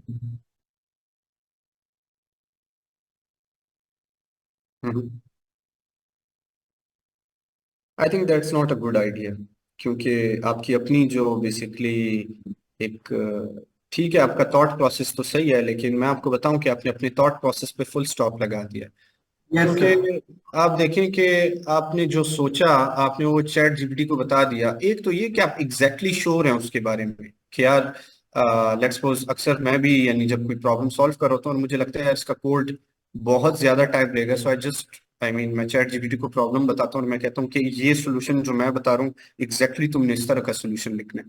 सो चैट जीपीटी उसमें भी काफी गलतियां करता है, सही है, तो फिर वो मैं पूरा कोड वापस करेक्ट करता हूँ, यानी कुछ माइनर सी गलतियां होती हैं लेकिन वो करेक्ट करना पड़ता है दोबारा से। लेकिन आप सोचें अगर आप आइडिया आपका क्लियर नहीं है और फिर आप चैट जीपीटी को बता रहे हैं कि ये मेरा आइडिया है तुम जरा मुझे, तो वो फिर सही नहीं है।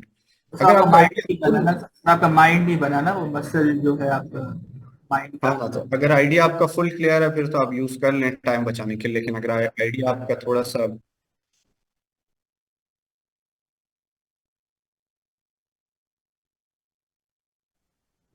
अगर आपको पता है कि उस प्रॉब्लम को सॉल्व कैसे करना है, क्योंकि ड्यूरिंग इंटरव्यू तो यकीन सी यस बात है। सर, इंटरव्यू में तो चैट जीपीटी नहीं मिलेगा ना, वहाँ तो वैसी नहीं कर प्रॉब्लम मिल जाएगी और ऐसी प्रॉब्लम मिलेगी तो आपको उसी पे देखिए, अभी लेट्स सपोज मैंने प्रॉब्लम को डीएसयू से सॉल्व करना है, मैं डीएसयू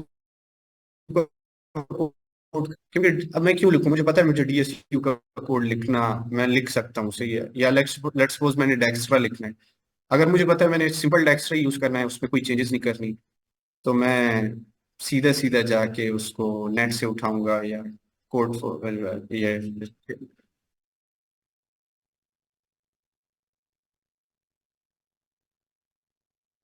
हाँ बिल्कुल ऐसे ही।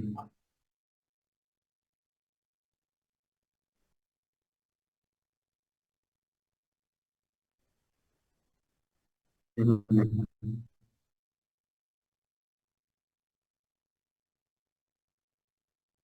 हम्म,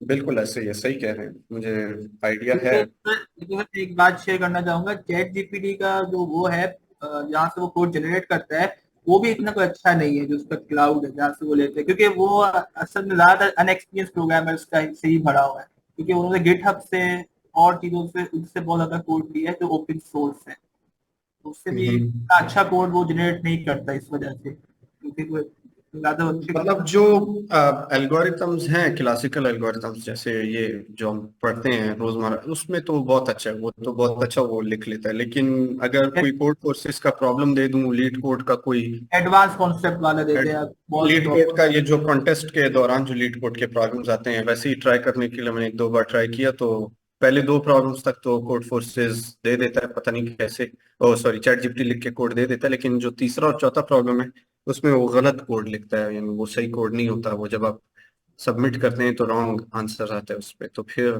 पता चलता है कि चैट जीपीटी की कैपेसिटी अभी इतनी नहीं है कि वो यानी तीसरा और चौथा प्रॉब्लम भी सॉल्व कर सके।